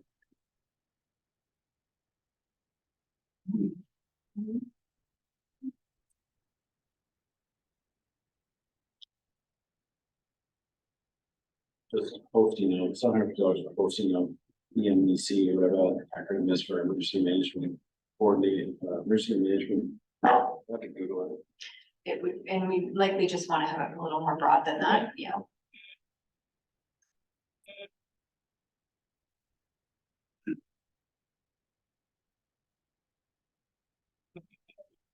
And it's, it could also, do you take into account, council orientation when we're doing once every? Yeah.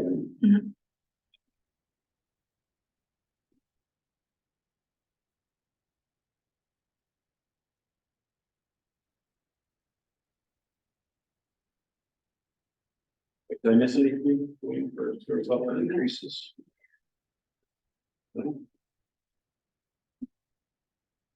Decreased in seating. All right, we added. Move, no. These legislative policy direction changes. If you're comfortable leaving that with staff to work through, is there anything you want to speak to specifically? Comments? No? Okay. The next one. Also, maybe staff can take away any new projects. Start with Councilor Kurth. What do you have here? Either have to scroll all the way back to the top. Are you the reasonable Pleasant Lake access or expanding community improvement plan? Your items for C7. Yeah, so I think these are just ongoing projects that I think we want to see movement on. I don't see them as significant budget items here. I think the lake access, I think, is an ongoing issue. I don't view that as a specific budget item. I maybe have it more strategic in nature. I'll see those changes you guys can just take away. See if that next one. Is there actually any of that? Oh, I think maybe they're misnumbered in mine. No, maybe I got it wrong. You're on C6. C6, but I have asset management.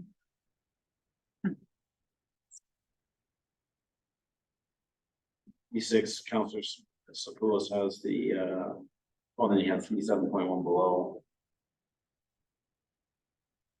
Do you have a report coming back about the access from GRC? Where are we with that? We've had some meetings with Glenn and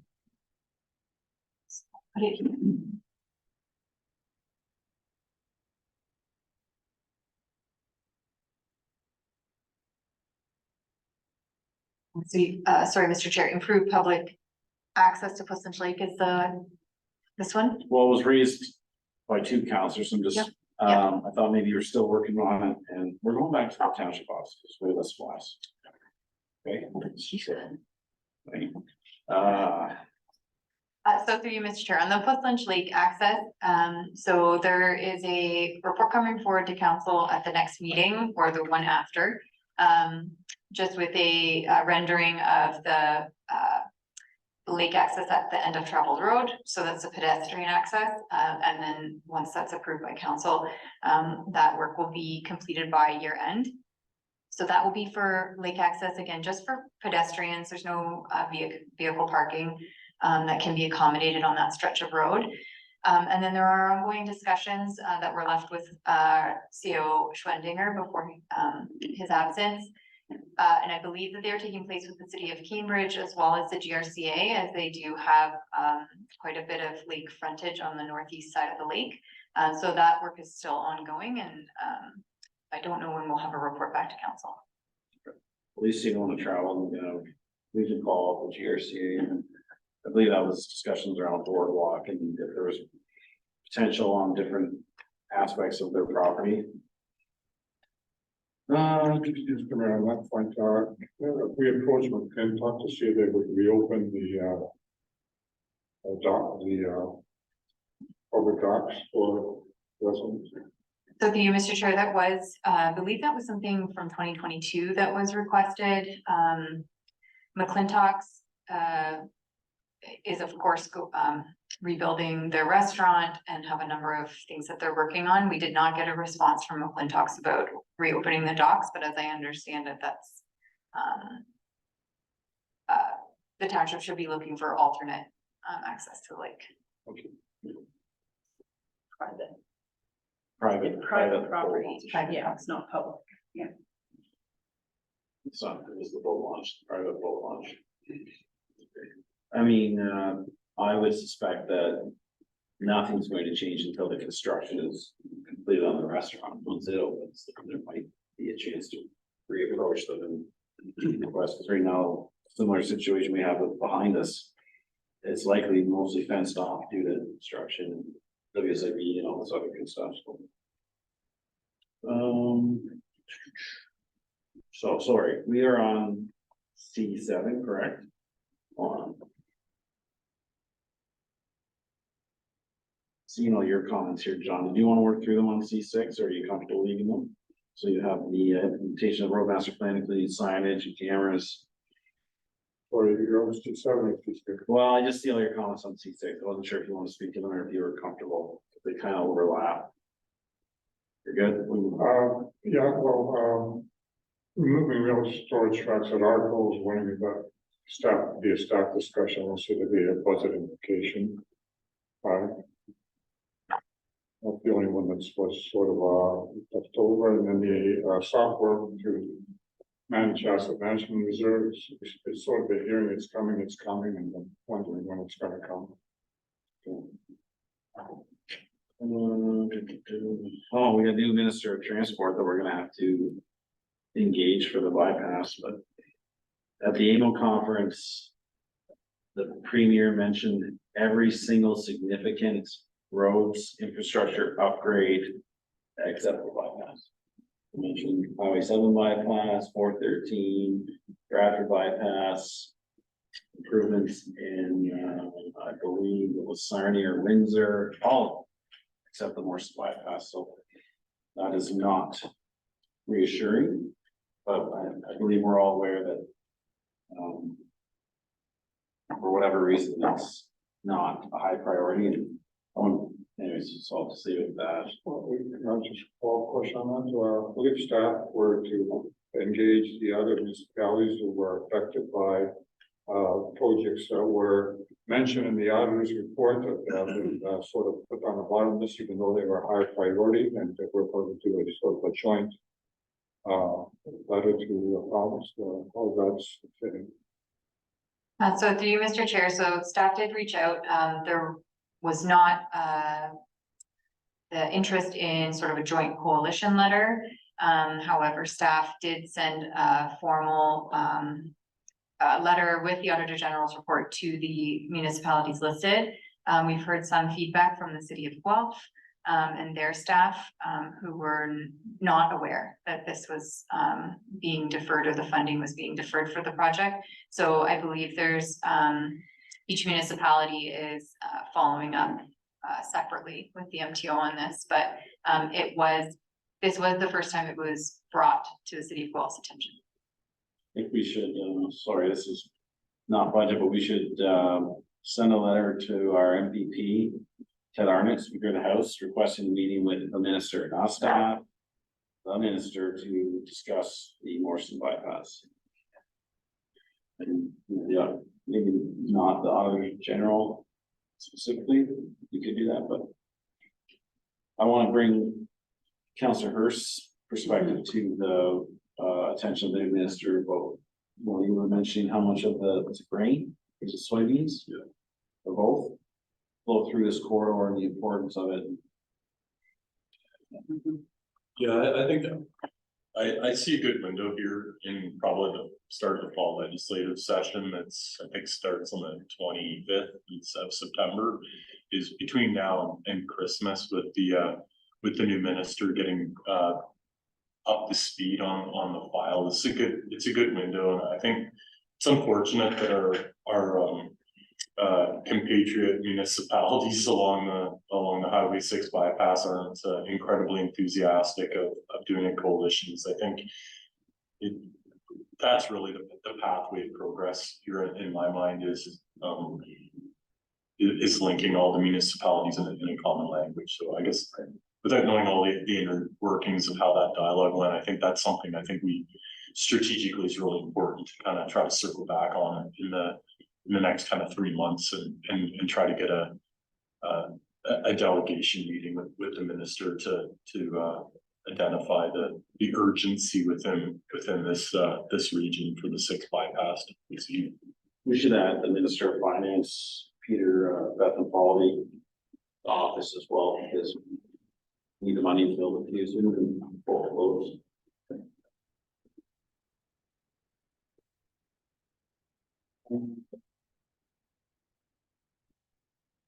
Do you want to speak to anything else in your comments for C6 before I jump back to C7? Councilor Swope? Yes, the planning revitalization of Apple between the two roundabouts. I think there's an opportunity to start thinking about what we want that to look like. Perhaps we want to do a planning study to see what we can do. I know Mr. Randy mentioned lighting in that area. The former snowmobile place has been sold. There's going to be something happening there. So there's an opportunity to really put something together to make it more of a livable, a walkable area. I know Councilor Bailey, she mentioned when she takes her kids to school there, they park at the parking lot here and they walk across. It makes it feel like a community. I think we have an opportunity to do something more there to make it more livable. And one of the residents talked to me a long time ago, so this is a unpolished jewel in the area. There's an opportunity to really do something really nice to make it a destination for a lot of people. So do we need some money in the budget to do that planning component, but also, Mr. Fowler, when we did the rebranding, we had banners made up for the poles, and I don't believe they were ever installed. Do we have them, or do they need to be revisited to fit poles or whatever the circumstance may be? Through you, Mr. Chair, yeah, we still currently have the banners in stock and storage. The last conversation I had was the intention to install them on the hydro poles. We did not receive a permit from Hydro One to allow this to happen. But in talking with the county, they were open to the possibility of having some installed on their roundabout lighting. Okay, do we need anything in the budget to, well, I guess you can just follow up with that. I mean, Just thinking out loud, on the roundabouts bookending the Hamlet, what about Morriston? You know, I'd really like to see those banners installed in both, the little towns, so, staff could follow up again with Hydro One. Because it would beautify both. Sure, that makes sense, yeah, absolutely. And then at a minimum, they get installed in the county roundabouts. Is there, who installs them? Is there a monetary component to that installation? Through you, Mr. Chair, due to the height, we would be required to hire a contractor with a bucket truck to install them properly. So yes, there would be, obviously some time and machine time billed back to the township for that. And we'd need, pricing to install LED streetlights on the remaining poles that are unlit at this time. Right? Yeah, I think that as part of this plan, we should look at, Right. Sorry. what we want to do. Lighting would be certainly, I think, a component of it. I think sidewalks will be a component of it. If we have it on one side, we don't have anything on the other side, but we do have a sort of discontinuous. So there's Crosswalk. Yeah, They kind of end on opposite sides of the yeah, road. there's all kinds of, I think you have to have a proper urban designer look at it and say, this is the thing we could do here. And then we have a plan, and we work toward those dollars in the future. We need to ensure that we're looking for grants for crosswalks. Those crosswalks are very expensive. If we can find a grant, we could put that crosswalk in, that would be great. So through you, Mr. Chair, for this type of a project, and our Director of Finance can help me with this, we likely would want to look at a request for proposal for something from an urban planning design architect. So that is being kind of step one, and then bringing that back to council, with concept designs in order to then, is that something for 2024 that we're looking Yep. for direction on? Absolutely. Ed Dons, pretty good with that? Don't forget about Morriston. The town too. No, I'm thinking, sorry, that was me thinking. You have a conflict of interest. Yeah. Just a question, the banners were before my time, was it just for the Aberfoyle Morriston area, or were there any? Is there any discussion around banners in Arkle or anywhere else? Mr. Fowler? At the time, banners were included in kind of the brand rebranding portfolio, so I don't really have anything on record that indicated where the banners would go. It was more or less the discretion of council, so other locations can be investigated as well.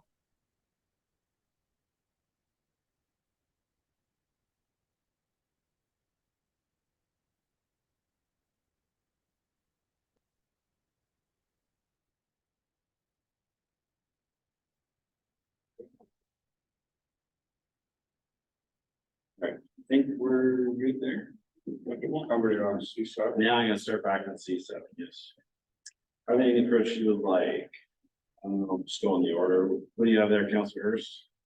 Very spoke to that, I believe, but I think I've spoke to all of them. I think the only other one I would have is speed enforcement via camera, and that's probably at a point in time in the future where that's applicable option, which I'm not sure it is for this budget cycle.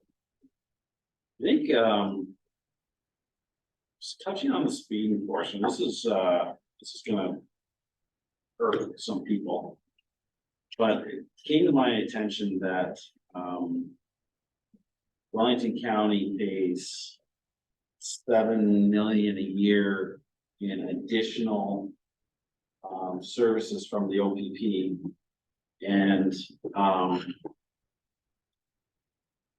part of that includes a certain amount of traffic officers. So I would like to see, because we have speeding concerns, either staff request a report on those additional services costing and provided, so that we can, formulate our approach to speeding mitigation in the township. Does that make sense? We need to know what we're paying for. We need to know what we're getting before we start. And not before, but I'm supportive of electronic speed enforcement, but I'd also like to know what we're supposed to be getting as a major contributor the county offers. I think that'd be valuable information. So. That's hers. Just a follow-up question to that, and maybe this is more directed for Courtney, would be, does staff see a report from the police services on a monthly, quarterly, semi-annual or annual basis as to what activities take place within the township on a reporting basis? I'm just curious to try to get an understanding of what that may look like, and then that be the basis of go forward feedback as to what the desired level of service may be moving forward. So through you, Mr. Chair, I'm not aware that the township receives any sort of reporting in any frequency. The Police Services Board at the county may be a good resource to reach out to, I'm sure there's reporting that occurs at that level. Once a month. It's very vague, but it will generally break down some levels of service. And maybe just two kind of follow-ups, would it be reasonable to ask for a delegation at some point, just from the Police Services Board to share what their vision is for our community from a safety standpoint? And I guess the second is, do we have any record of the number of speeding tickets and the range that are issued within our municipality on a monthly basis? Or maybe we're not accessible to that type of data, but that would be interesting to see if, you know, the concerns are being addressed, where the hot spots are based on perception versus reality, and that whole narrative. Previous iteration of the police service report to county council had a breakdown of tickets issued, and it had a reverse flow chart of, 10 years out, or I think it was 5, 6 years in the past. They've removed that data, and that's concerning to some of us at county council. I'd like to see it back in because it's trending downward for whatever reason. So I feel we should start with asking the county representative at the police service board, which is Councillor Earl Campbell, ask him to come to council to provide that information, and he can take that as a takeaway to proper representatives. I don't know if it should be the board itself or if it should be Earl and the inspector, but that would be a great spot to start with. Councillor Earl Campbell, I can put that bug in his ear when I see him coming. Yeah, thanks. I think it's just getting a better understanding of the fee for service structure and what that looks like moving forward, so that strategic feedback can be provided that's thoughtful. So I'm supportive. So I think that the rest of the items I've had have been touched on already. The county did put out not a request for proposal. I'm gonna screw up the terminology, but it's a request to companies to tell us what services you could provide around electronic speed enforcement. So that was the first step, and I believe that's coming back to the roads committee September or October. So that's the first step towards implementation of the electronic speed enforcement. I think it's great that we continue to advocate for expansion of the use of those cameras, whether it's expansion of community safety zones or just, that's the way speed enforcement needs to look like for the future, then I'm comfortable with that.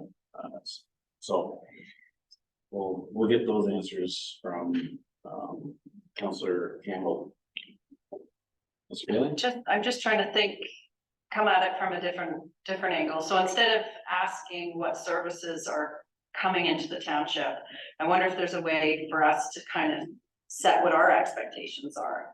So if we know we have this many roads within the township and we expect an OPP to be on there once a week monitoring, we could come up with kind of a bit of these are our expectations, and then see what the gap is. Let's hear what we pay for and what we get for what we pay for, and then I think that's a good starting point, because I also feel there might need to be a bit of accountability for the $7 million a year we're paying. So. I would prefer we just, let's hear from them. And then we can build our direction from there. Yeah, I agree with the same stuff there. What I'd like to see when they come here is to provide a breakdown to the various townships of what the enforcement is like. In the sense of How many per tickets- hour. No. How many tickets issued in the various areas? Just make sure you're clear, she captures. it And well, at the because- same time, understanding what is the number of roads that these other areas have. In other words, if we're 200 kilometers and we're getting, I don't know, 50 speeding tickets, somebody's 600 kilometers and they're getting 2,000 speeding tickets, well, that's disproportionate. We're not getting the proper service. What people are speaking. Well, they haven't done the bypass, so Highway 6 is Yeah, 'cause always congested. Yeah. Yeah, no, so that's just, my thoughts on getting information so we can move forward. Yeah, I just want I want staff to be clear on what they're asking them to present to us. Are you comfortable so far? Yeah. That's good. Yeah. Okay. All right. Okay, so where are we? Is that all your items? Who had that speed force? So that was multiple ones. So Counselor Hirsch, you had that, and then I think Counselor Bailey, the names are not at the top. Yeah. Budget thing, next time. Every time there's a new page, put the names of the counselors at the top, because I can't remember if it was second, third, fourth, fifth, what I'm saying. Through you, Mr. Chair, some of the reports look like that and some of them don't, so hopefully it gets better as we work through, yeah. So where, okay, so Counselor Goya, did you have, I'm already lost. C7, yes, were you speed enforcement as well, Counselor Goya? That's the expanding community improvement. Where do you see it? What page? you- That, 122. there, where the cursor is now. Right here, expanding our community improvement plan. Okay, did you want to speak to that? Is there budgetary impacts, or you can staff to take that as a takeaway? That is well, I guess it probably needs some consensus from council. So our community improvement plan currently only provides, in order to be eligible to apply for any of that grant funding, the business would have to be located in what we're calling the corridor of Aberfoyle and Morriston. And I think, we had, through COVID, we witnessed the hardships that businesses were going through. We had the, shop local percentage, initiative, which was a good way to show support that that program's not come to an end. And, we're gonna be launching our business directory as an economic development initiative. And I just think that, this would be a great, by expanding the community improvement plan to encompass all businesses throughout the township of Cousins, I think is a good segue into economic development opportunities. I think it would allow all businesses in the township to tap into that grant funding, hopefully attract some new businesses, support and promote existing businesses.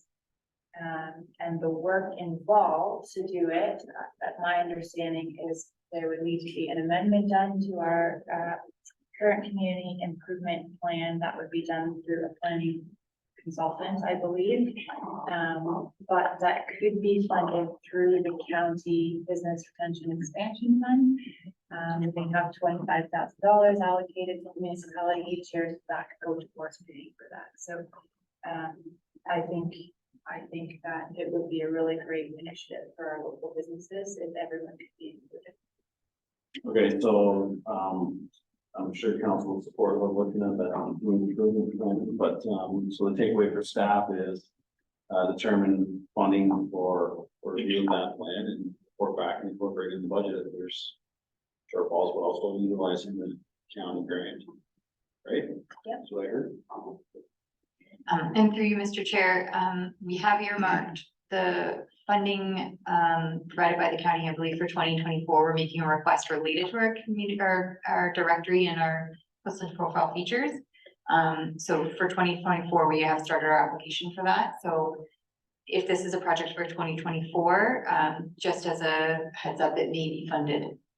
Oh, not through that. You can provide those options, implementation 24, with taxpayer money, or 25, because some of them are reapplied to the county, so depending on where we land in the budget, then Yeah. those are. I think even to do it for 2025 at least, because I mean, the application for the grant would have to be done prior to our sort of our budget discussion for next year for Right. 2025. So if we at least know what that is, what that funding is, then we can apply for it in 2024 for 2025, if that works.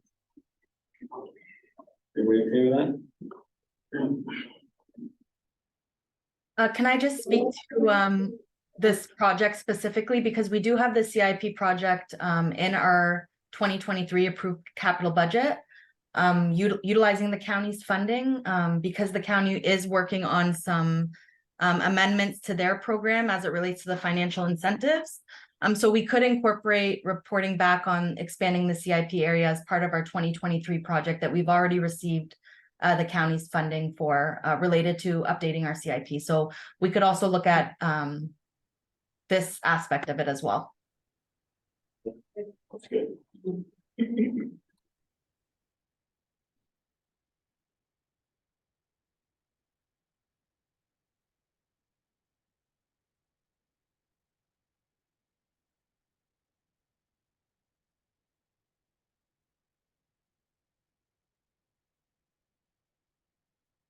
Else there.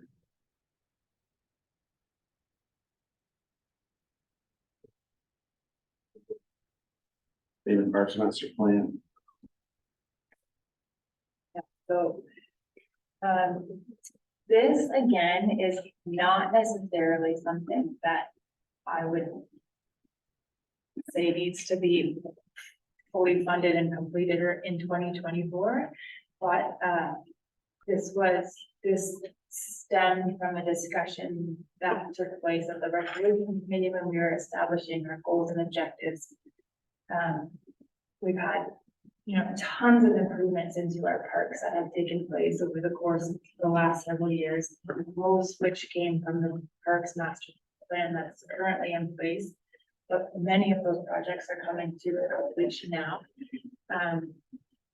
And even just going through this report here, there's suggestions of, possibly adding lights to some forests and meadows, that not the deal. Which I don't disagree with any of those things, but for me, when looking and thinking about those things, I'm not really necessarily sure where to prioritize what we should be doing and where. And maybe even there's some new initiatives. For instance, I know lacrosse is a sport that is picking up tremendous momentum in this area. Maybe there's opportunities to gain some efficiencies with, I don't even know, soccer fields and lacrosse fields, they can. But I just think that if we start looking towards starting a new parks master plan, then at least we're looking forward to sort of the next phase of what recreation is gonna look like in the township. What, when you have a master plan or parks, whether it's. What's the general review of that plan? Do they have a, shelf life of 5 years, 10 years, or depending on the implementation, what's included inside of it?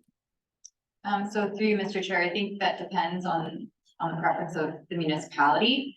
Our Parks Master Plan is scheduled to be looked at in 2032. So it's quite a ways off. So we would need some direction if we'd like to move that up in the schedule. And it is a lengthy process, so it does take quite a bit of work and public consultation and that sort of thing. The only recommendation in terms of moving this up that staff would have is just to ensure that the current projects are fully completed before we start the next round of review. Yeah, and I would agree with that. I mean, I think probably by the end of this year, hopefully, most of those projects will be complete. And I understand that there's gonna be probably a period of time where we have to kind of let those facilities be in operation to see how things are going and what's working and what's still needed. But I think, 2032 is a long way out to even start the planning of what's gonna happen with recreation in the community. So I don't know if part of, if we can just be looking at reporting back on what it would look like to move that up and spread over the course of a couple budget cycles. I'm not sure, but I do think that it's something that we need to look at sooner than later. Not necessarily in 2024, but I do think it's something. I'd like to see the costing on the source. Yeah, a question about, CEO, when was the last, master recreation or parks and master plan done? I think it was 2015. I believe it was 2015. So that's 10, it's gonna be 10 years. So I would support looking at moving into 2025. We certainly between 2015 and now, we've had, I would bet 30–40% growth in our community. Population wise. I'd like to see the costing to start the process in 24. So, we're gonna authorize the spending of the money in May. Right, you're not even gonna see anything until 25. If you don't authorize the money till 25, it's gonna be later. Well, let's see the costing in the 24 budget, and if it makes us cringe, we can always just half of it away and start post 25, but I'd hate to see the master plan take as long as a bill bylaw. That would be disappointing. Also, possibility looking at grant funding for this. The province is not all hot on this recreation for everybody, and certainly there has to be some funding available someplace. Yeah, we might be coming to significant parkland dedication fees, so it'd be nice to have an updated plan. Direction from the community on where those funds. The last thing I want is significant amount of money just sitting in a fund when we can upgrade facilities and everybody enjoy them, right? So.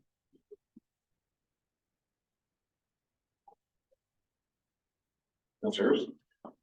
Just to build on that, and maybe like an aspirational target would be is to go through the process in 2024 of assessing the current parks master plan and saying, okay, here's what's accurate, or here's what's current, and here's what maybe needs updated. And maybe the reality is that the existing plan maybe just needs a refresh as opposed to an overhaul. I don't know that, but I guess that's maybe like a stepwise process. I'd look back for a report from staff as to what the recommendation of what an update schedule may look like. And it could very well be option A is an update. Option B is, here's specific aspects of it that are out of date and need updated, or option C may be similar to what we've done with the roads master plan, is like a complete overhaul with a long-term vision in mind. So I think there's lots of options here, but I think,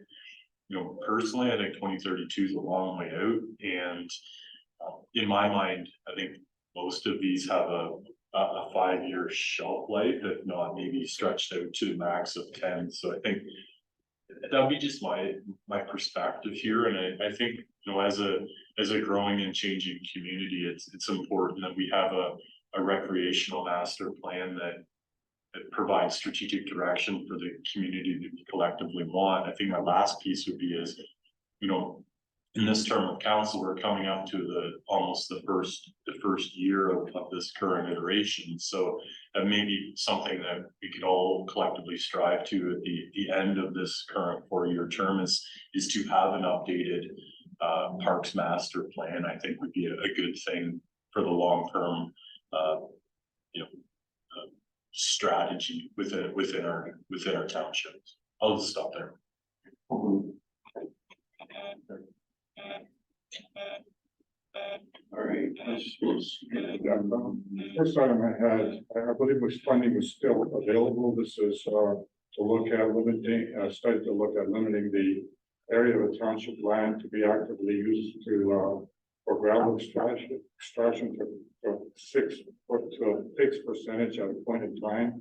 In other words, we don't want 20% of our lands being gravel, being dug up for gravel at the same time. I believe funding was allocated for the 2023 budget, and I think what happened was that with CAO being away, that's sort of put on the back burner. So I just want to make sure that that is reactivated for next year. So through you, Mr. Chair, so staff are aware of the funding is 25K in the 2023 budget. So staff just understanding the work to be done, and want to understand what the county's done as well. I believe they've done some work on this. So we want to just work with them directly and then put together sort of a work plan to even understand, the type of experts and consultants that we would require to undertake this work. So we would appreciate carrying this forward to 2024. That's fine, as long as it's done, and I know it's not gonna be done this year, so I also making sure the money that we did spend this year is carried forward next year.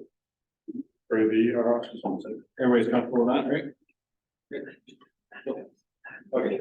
All right, so we'll take literally a 4-minute break.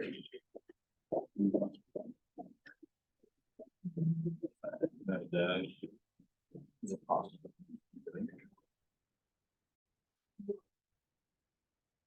All right, welcome back from our brief recess. Thank you, Councillor Goida, for providing that to us.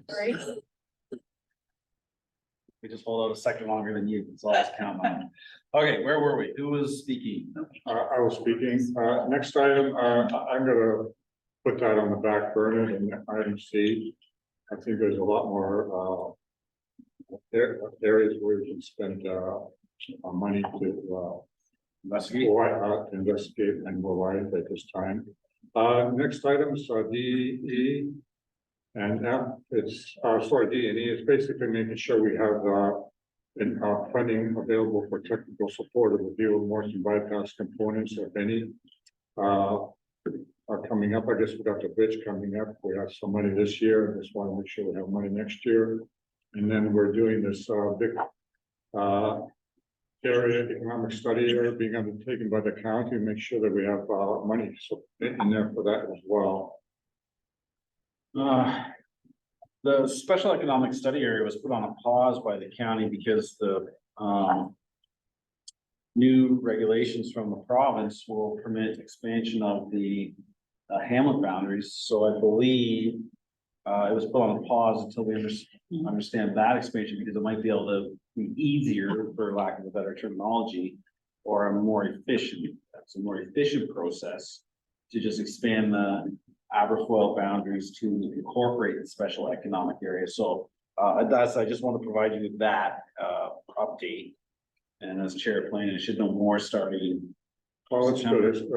Even more so, make sure we have the money available, because that's going to be very important. Yes.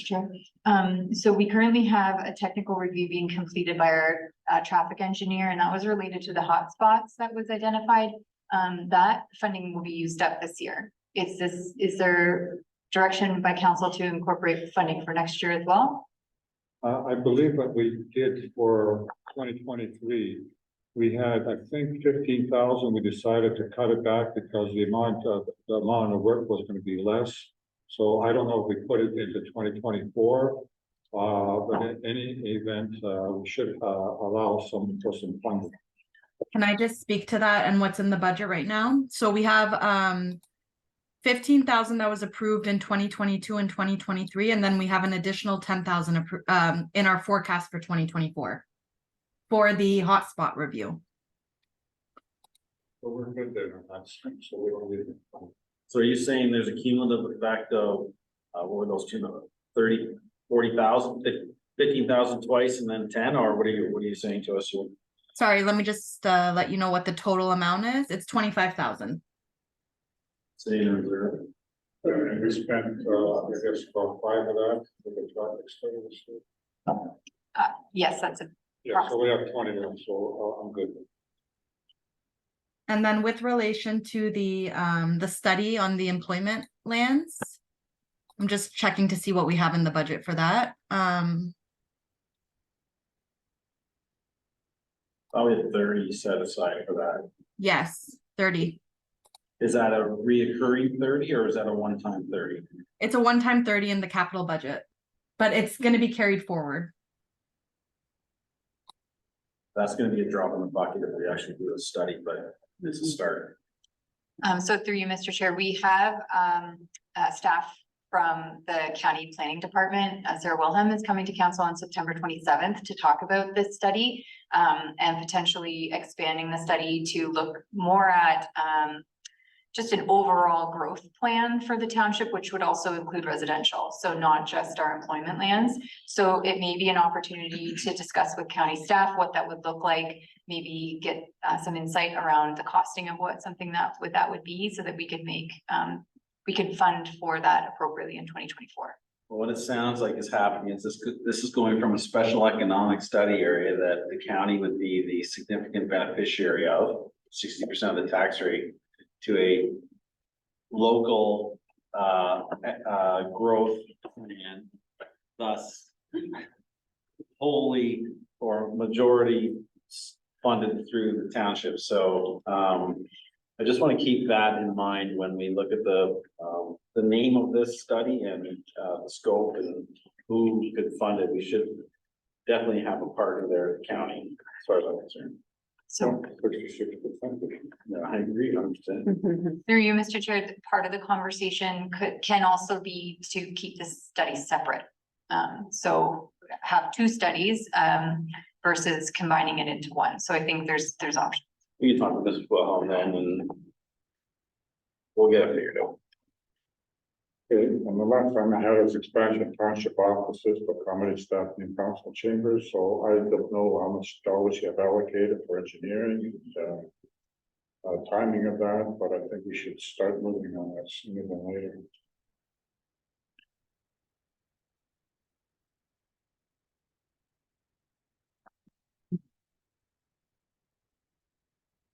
So through you, Mr. Chair, the next step in this process is staff are gathering the various options in preparation for the RFP to go out for architectural services for this project.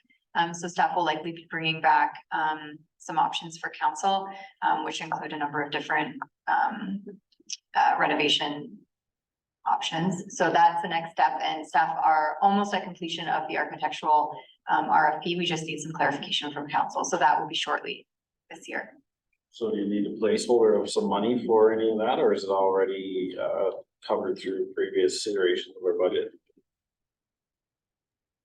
I would look to our director of finance, sorry. Yes, we don't have money in the budget currently for the detailed design, just because we didn't know what amount to incorporate, but we can look at that when preparing the first draft of the budget with Courtney. I can look into what perhaps a good amount would be for the detailed design component of the expansion. A corollary to that is, Sarah, you raised this point that we could possibly look at severing some property from our Watson area to pay for some of the design and building costs. Soy Fox? So through you, Mr. Chair, that's not been explored further. There is township land that exists. It's being used for uses related to various operations, snow storage, other sorts of operations related to public works.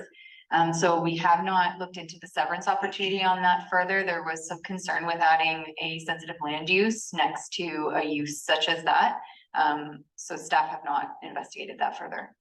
What do you mean by sensitive land use? A residential use next to a sort of a wayside pit use, which is So the staff are worried that new residents there would be impinged by our operations there.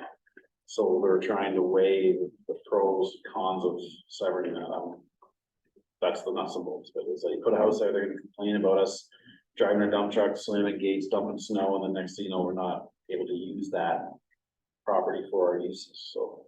Okay, I think at least we should investigate that because you can see homes being constructed in areas that you got the, right on, concession 70, had a home being constructed directly opposite Capital Paving. I'm comfortable seeing it. I'd like to see the separation of first we need to know if it's even permitted. Through, you know, whether it's naturalized or protected green belt, I don't know. And I'd like to see how much distance. Yeah, sure, absolutely, and I think it should be investigated. And we could build berms, maybe, I don't know, but I mean, there's some. So, I'll agree with that, council. So, Well, that's potential $700,000-800,000.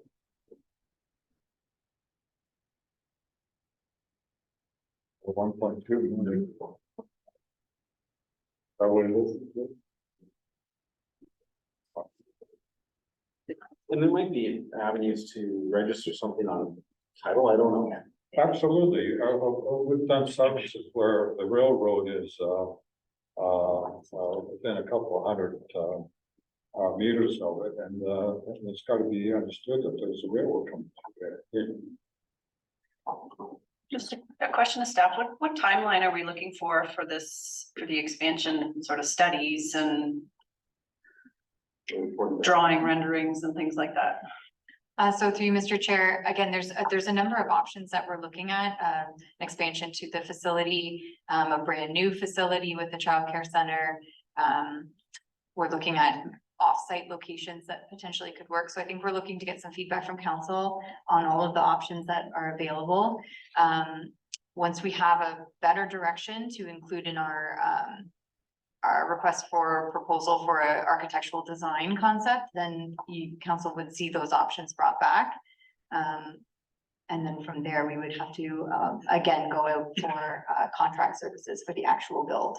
So all of that, we're looking probably nearing third quarter of 2024, by the time we actually could potentially have an approved sort of construction proposal. Okay. So, Yeah, reason I'm asking, that's a long time out to be temporarily in the Puslinch Community Center, I think, for our meetings.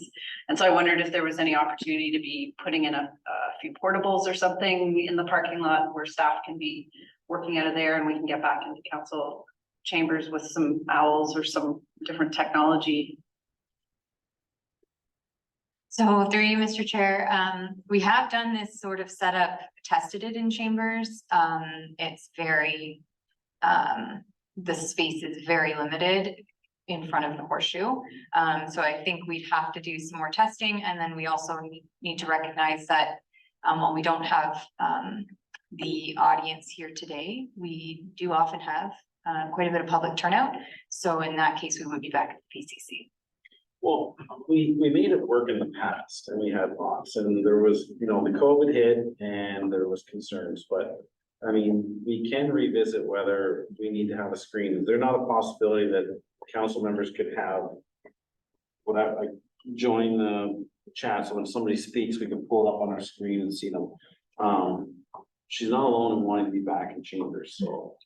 So through Mr. Chair, no, I appreciate that. And I think that if staff can explore some options, I would recommend, because we do need a screen to display our delegates or anyone joining virtually. Now that can be a TV screen. The one in the chambers, if anyone has been in recently, I know our youth advisory has, it's a purple screen, so it needs to be replaced. They're based on the way the room is set up with doors and things like that, you'd likely need a second TV screen as well, just so that all members could see as well as the public. So I would say if staff are going to investigate this for the movement back into chambers, we would likely need a small budget allocated for some IT.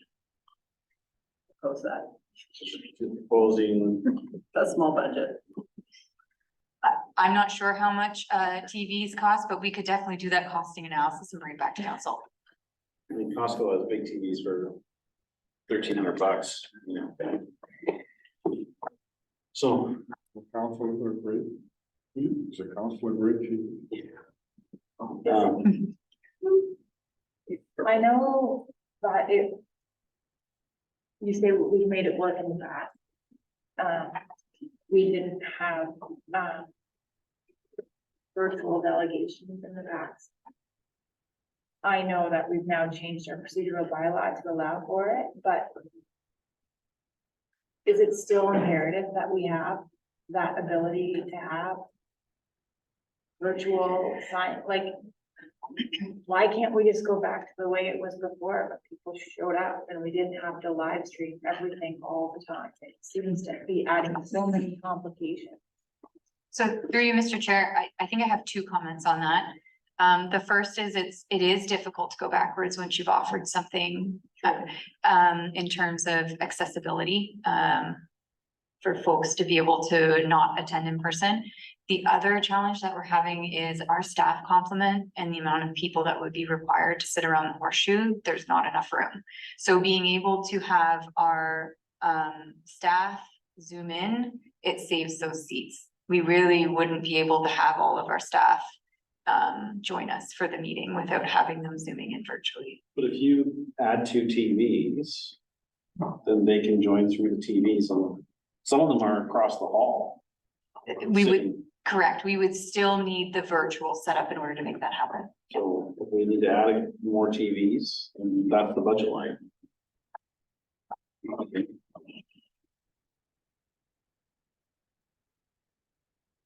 What's the motion? What's the direction? How much money? I'll just have to report back, I think, and the other thing is, somebody made a good point, is that some staff may have to go into portables, so they have to be realistic to provide, portables. Might have more space. So through you, Mr. Chair, I think we're okay with the staff not working in chambers. So we have done a little bit of rejigging in the office. I don't think that's necessary. Well, that's great. It's more just running the meeting and having people be able to attend, and be able to see the screen and getting the owls. So what's the direction on that one? I'm just making a note that staff report back to council on the costing associated with returning to the municipal office to conduct, and I'm assuming council and committee meetings in one spot. In a temporary capacity, we need it to say temporary. We're going back. Until the new chambers. Yes. If I can, just a small add to that, I think to me, it's costing, but there's another piece that's the strategic logistical, thought process, that I think maybe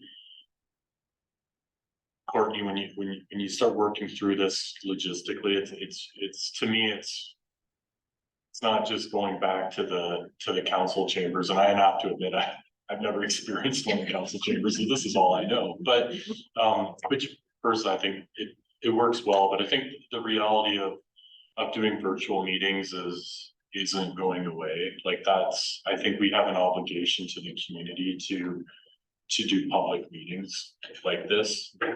So I would probably, I think whether it's the Zoom platform or whatever one in the future, I think that's the hard reality that we're at. So I think a point in time when you go back to the council chambers, I think it's not just the cost of it, it's the logistics are a really important aspect to it. And the reality is that we do have people attend the meetings and there is significant staff. So I think it's what I would look for is here's the logistical approach to it.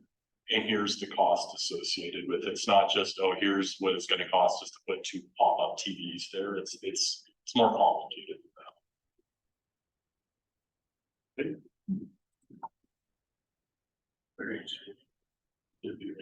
No, that was your last week, Council Sports Award. All right. Councilor Bailey, did we do yours? Soccer Alliance. I think it got captured in the Parks Master Plan discussions. Part of that, can I just, actually, can I add? Part of that might also be reaching out to the different community groups and just seeing how their registration numbers are and whether there's a need for that. And I don't know if that's part of the master plan. But if we're proposing, you know, lighting for the Badnaw soccer pitch, but registration for soccer is going down, then that might not make sense, you know, so is there some background? Well, could that be all part of the Parks Master Plan? Plan and? That's all part of that. Mr. Wood, is your hand up? No. All right. So now.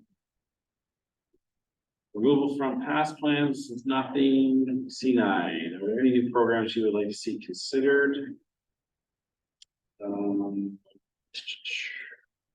Oops, I don't know the names. So who is working with county economic development more closely?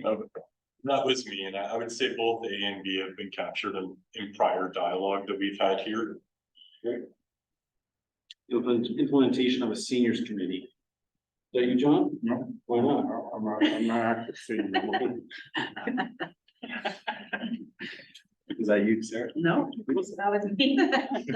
I'm striking out here. Getting there.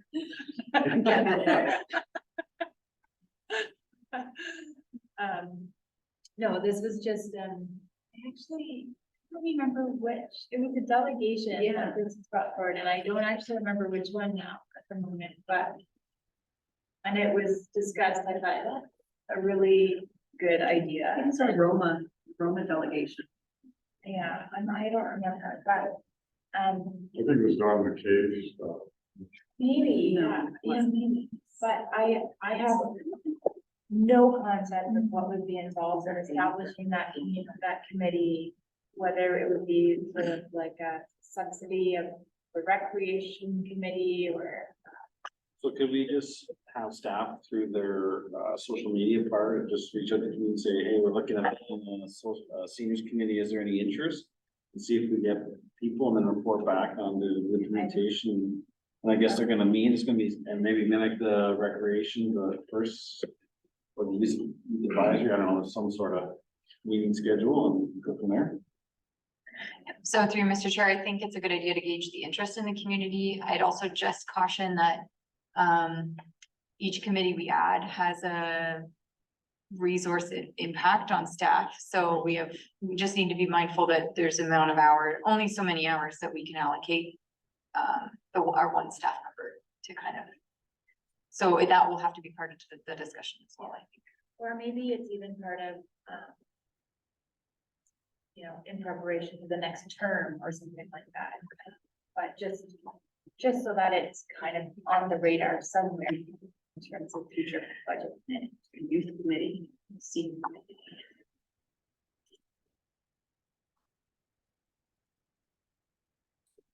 Look at that for next term.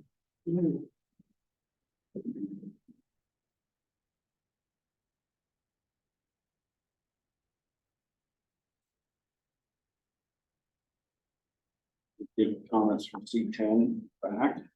Unless anybody wants to speak to that.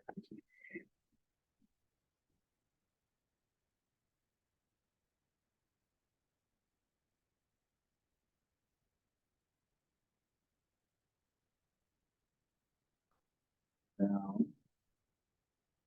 We move on to leadership team. And hoping we can get through the leadership team quickly. You could probably speak to most of it, right? You want to go? You go first. What do you need? I'll just pull that.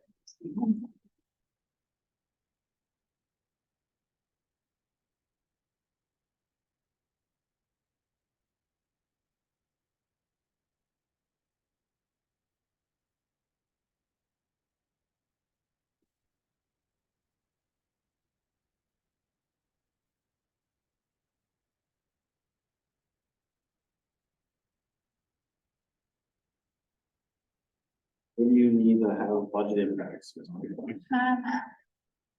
So the first one is the service levels for increase. what we've noted from the clerks and kind of the CAO together, those job functions, is just, the impact of Bill 23, we're still kind of assessing. And in particular, the Heritage Act changes. So just giving a synopsis, in response to those, we've initiated the designation of properties. So part of what that will entail is developing a heritage permit screening process. So this is in order so that not everything needs to come to council and committee for approval.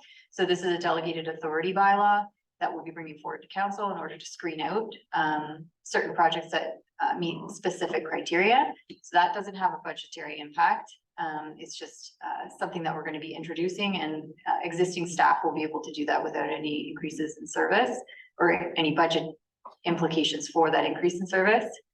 Likewise, Bill 23, the legislative changes affecting the Planning Act. So in response to that, the township passed a mandatory pre-consultation bylaw, which required consultation with the township.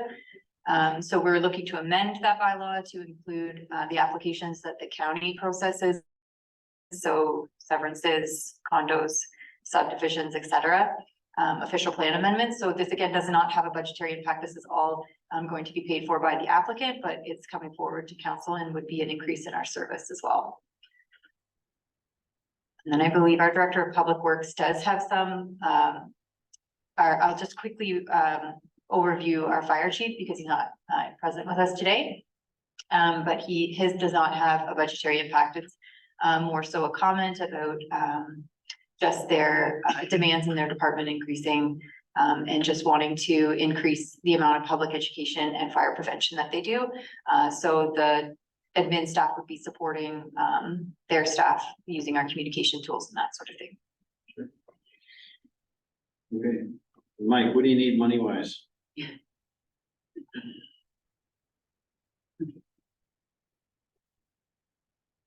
I have the screen back up, please? I forgot what I said. Did you say it? Yes. Okay,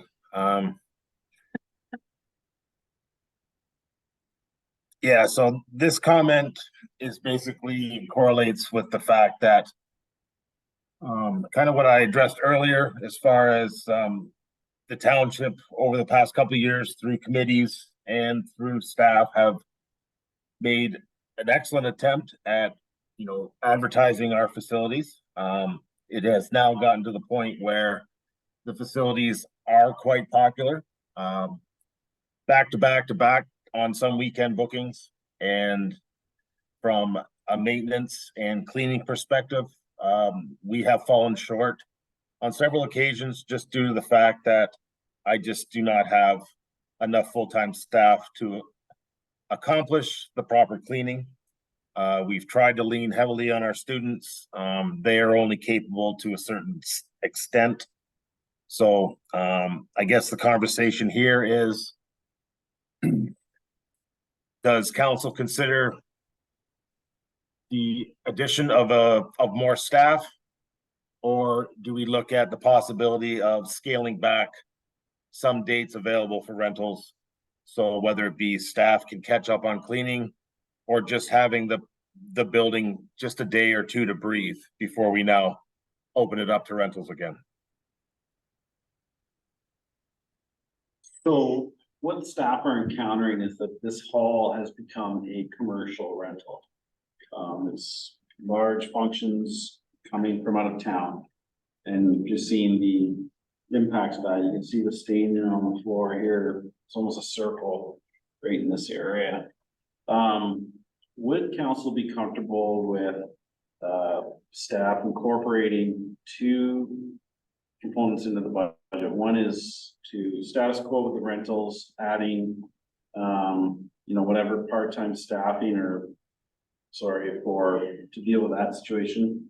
I'd like to see a costing on the addition of a full-time employee to deal with the maintenance we were discussing earlier around the grounds, and even winter maintenance, and also implications of not renting this out commercially. So we restrict, I use that word loosely, but just to our service groups in the community. Because we're receiving rent, but then we're, Mr. Fowler, how many times a year are we pumping the septic? For you, Mr. Chair, going back several years, recent budgets, we have budgeted for 2 septic pumpings per year. We are currently on our 4th with the holiday Christmas season approaching. So it's not just the rentals that are increasing the need to pump septic. It's also the fact that we do offer outdoor washrooms to the public, basically close to 12, 13 hours a day. So between those 2 factors, you know, the operating budget for the outdoor maintenance of both facilities has increased almost 50%. So I think council needs to see numbers on FTE that would maybe assist us in our maintenance concerns as a whole. Now, I had a note here that says, can a public works employee do facility work? And then the flip side of that is, can a facility operator do public works work? Because in our small municipality, we need somebody that can work in maintenance. So either way, they turn into an FTE. So I think council needs to see the costing of that FTE. So then we can address the maintenance concerns and snow plowing and those types of things. Also the costing of just dealing with the rental implications of cleaning on the weekends. And then an analysis of if we were to stop renting this facility out as a commercial establishment, you know, the offset. So yes, you lose X amount of rent, but you don't now need these extra hours on the weekends and you don't have as many septic pumping. So those kinds of things. Would council be comfortable with? Sorry, going to And through you, Mr. Chair, in addition of what, so staff have talked at length about this, and there perhaps as an alternative to kind of ceasing rentals would be to adjust our occupant load. So our occupant load right now is just based on fire code, and without alcohol, it's upwards of 300 people. So what staff would suggest as well, just for consideration, would be putting a 100-person cap rather than our 250 with alcohol, 300 without on our facility. So still making it available for rentals, but they are smaller scaled rentals, which would be much easier for our staff to be able to manage the cleanup and turnover, plus the wear and tear on the facility. And then knowing that we do have community groups and other sort of events that do benefit the community, we would have a list of user groups, just thinking of our various community groups that run events here that would be over 100, making them exempt from that cap. If we were to include that, as well as looking at this full-time position for facilities, looking at how we could do scheduling to incorporate our positions to work evenings and weekends as well. It's important that we have a full-time person here during evenings and weekends. That typically is the time when we have our large-scale rentals and the damage is occurring. So in doing that, we would see some cost savings, as we would not need to employ as many students. So we can include that in our costing analysis as well. That all makes sense.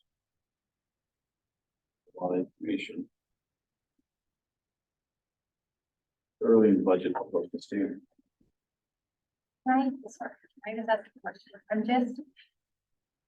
This isn't budget related, but just because this discussion is here, I was under the impression that if they were large scale events or events with alcohol, that we had hired security in place here. So is that what I'm hearing, is that policy is not being effective? So through you, Mr. Chair, I think that the alcohol risk management policy, which requires security for events that have alcohol, I think that without the staff presence, we're relying on an external security firm, which has a very narrow job duty and mandate in terms of safety for the facility. They're not necessarily going to be as attentive to damage or to renters that are asking for assistance on how to use certain things or those sort of requests. I think their role here is to just manage the facility from a safety perspective with the alcohol. What we're also encountering too is, unfortunately, some renters are booking the facility, not indicating that they are serving alcohol, and then that alcohol consumption is taking place in our parking lot. So they have a higher turnout because they're allowed to occupy the building with more people when there's no alcohol. And then we're seeing sort of the grounds that are being mistreated and, you know, the alcohol consumption is still taking place. So follow-up question, similar to our alcohol risk management policy where an event that is upfront about serving alcohol would be required to have security gear and pay for security. If we're having large scale events, whether there's alcohol or not, and a staff person has to be here, could we not look into having that cost recovery of that staff person being here form part of the rental fee? So through you, Mr. Chair, I do think that there are cost recovery options related to our user fees that could be explored, which could include that and offset a permanent full-time position. With that said, from what I understand, if we were to have a facility operator working evenings and weekends, we don't have the staff capacity to do that. We would have people working overtime, which would, so that's where staff are looking at the addition of that facility operator sort of being available through evenings and weekends. Just a comment or a question. Can we look at this like a phased approach? I really like the idea of limiting the capacity. Do you think the capacity would then solve some of the problems that we're having and the current staffing could manage with that lesser attendance? So through you, Mr. Chair, that's okay. And our Director of Public Works might like to comment as well. But I think the primary concern is that on our prime time days, which are Friday through Sunday, the facility is staffed with students. And so we are relying on student employees to manage the rentals that have the largest occupancy, the alcohol, all of those risk factors to our system, our maintenance, safety liability. And so even with the occupant load being lowered, it doesn't necessarily solve the issue of not having a permanent full-time employee here during those prime hours. I'd like to see costing on all of that and we can revisit it. I'm trying to get Mr. Fowler out of here so we can work on the fall fair stuff. Yeah.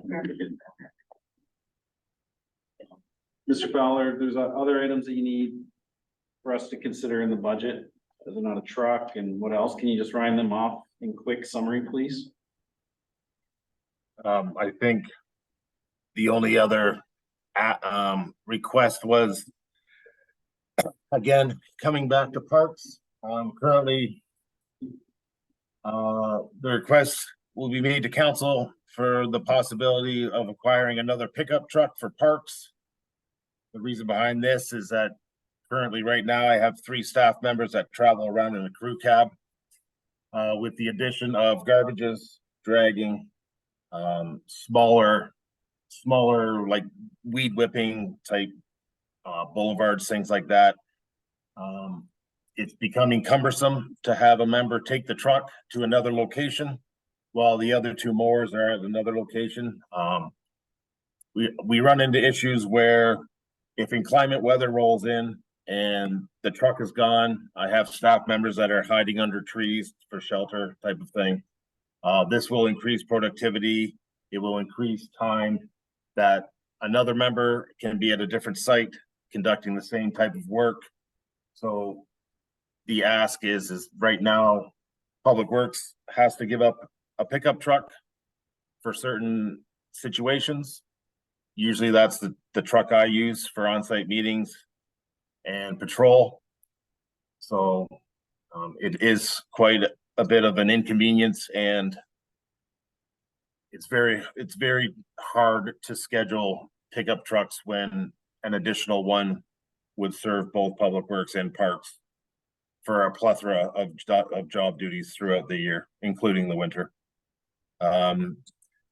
There's no ask for anything like a plow truck or anything like that, just a standard 8-foot box that can carry equipment and mower, push mowers, type of things like that. So I think that was the only other thing that I was asking for toward this budget. Any objection to having that included in the first draft of the budget? I would ask they also include the leasing option. It seems to me it's during the parking, during the summer hours, when you just got the problem.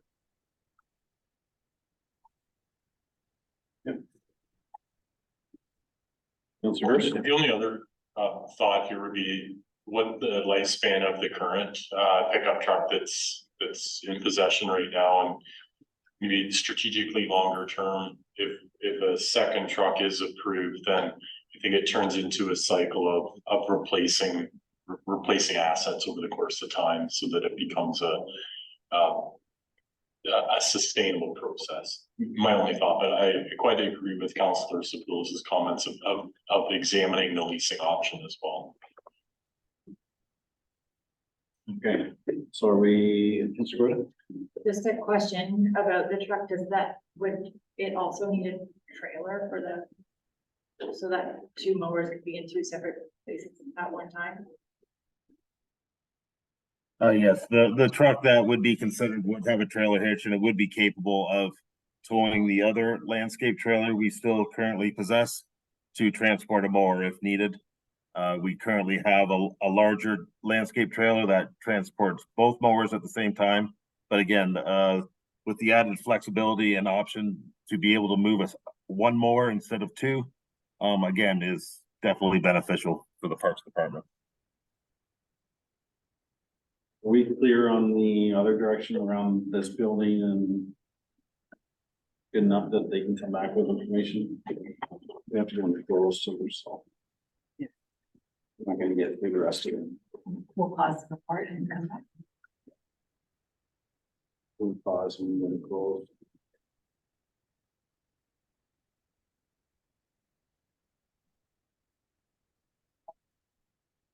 So for just staff and also our public attendees on the call, we are going into our scheduled closed meeting now. So we will send an email to our staff, letting them know when they can return.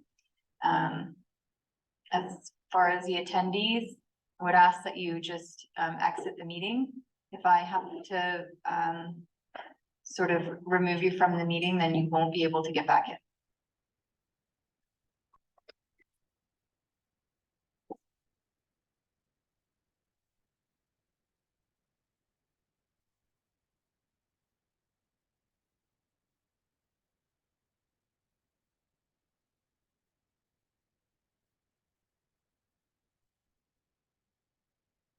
They lock that door from the campus. And we can get in. But just there's 2 folks that are still on the attendees. I'm gonna give another minute here and then I'm gonna go ahead and just remove you from the meeting.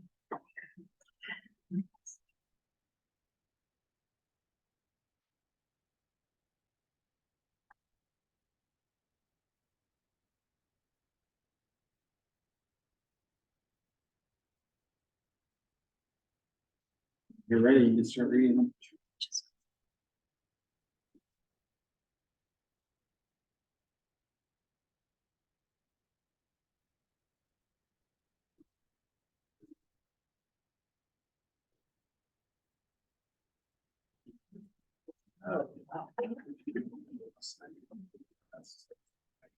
So, here, that council shall go into closed session under section 239 of the Municipal Act for the purpose of confidential report regarding advice that is subject to solicitor-client privilege, including communications necessary for that purpose, and this is relating to a telecommunications tower.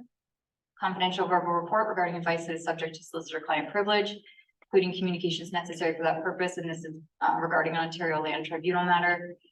And a confidential verbal report regarding advice that is subject to solicitor-client privilege, including communications necessary for that purpose, and again, relating to an Ontario Land Tribunal matter. You can move it for that, please, Councilor Goida, seconded by Councilor Schoolis, all in favor?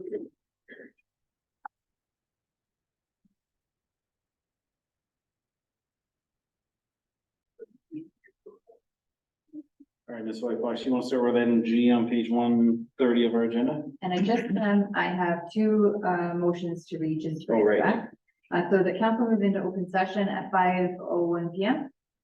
Okay, move it, Councilor Bailey, second by Councilor Hurst, all in favor? That's carried. And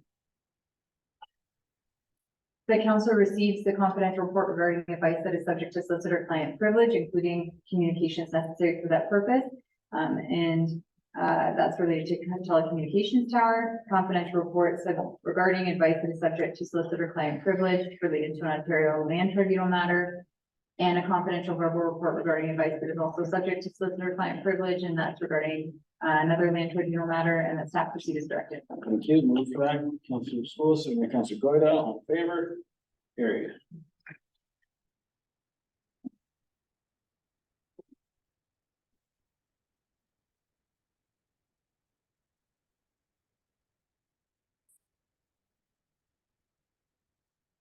Okay, so we're back up to. Item G. Correct. So through you, Mr. Chair, this item relates to, an IT infrastructure analysis, gap analysis.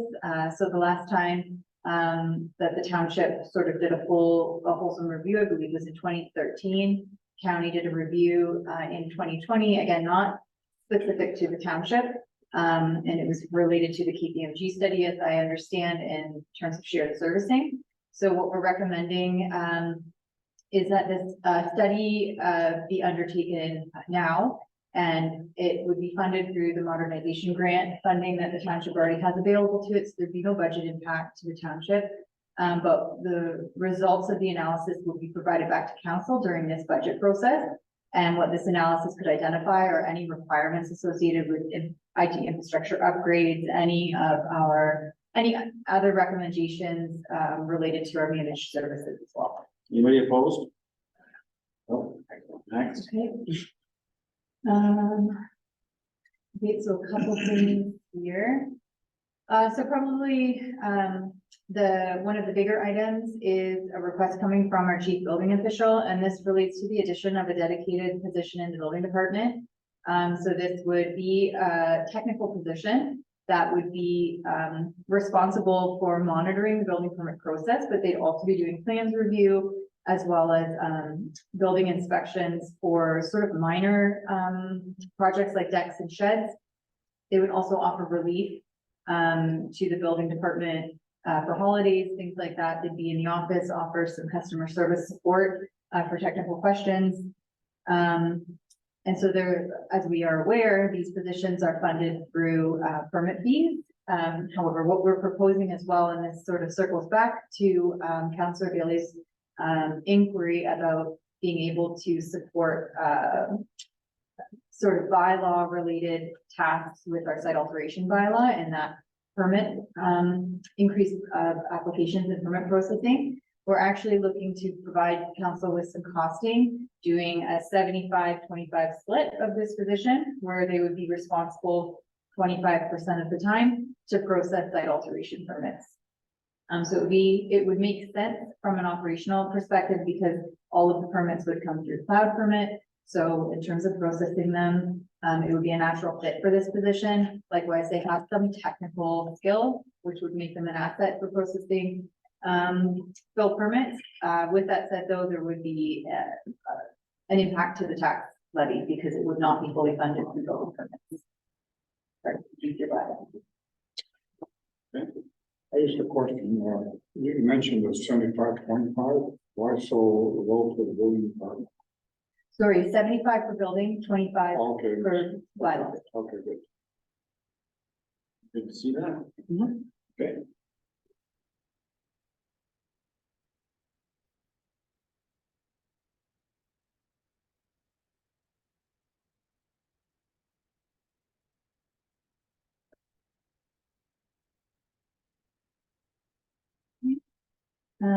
The aerial survey work, this is in relation to taxation of aggregates as well as compliance. And so I just have it noted that we will bring some quotes and some detailed costing. I'd like to see that because Mention that, correct? Oh, The corporate-wide health and safety program that's noted, which our new HR position is going to take lead on, does not have budget impacts in 2024. But as this program is sort of rolled out, there may be some impacts in 2025.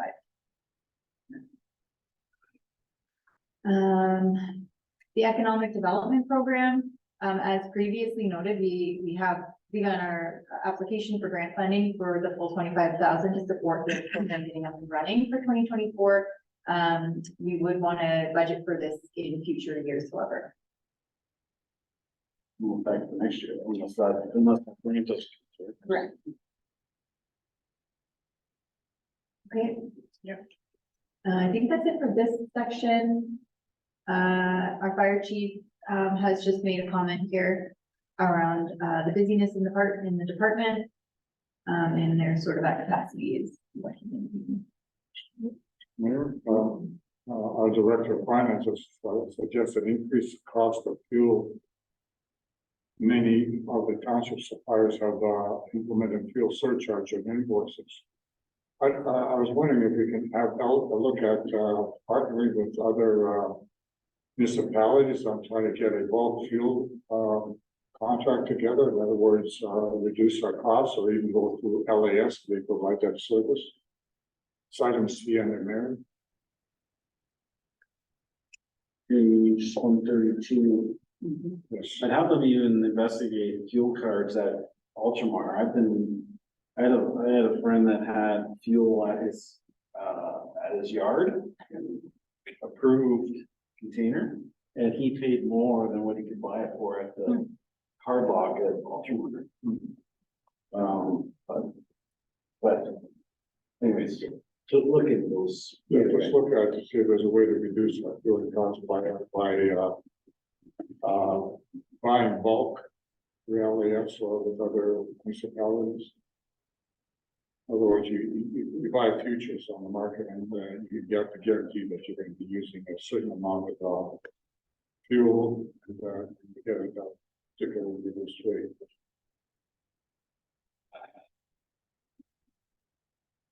Sure, Council Hurst, you have that. I buy all my propane that way.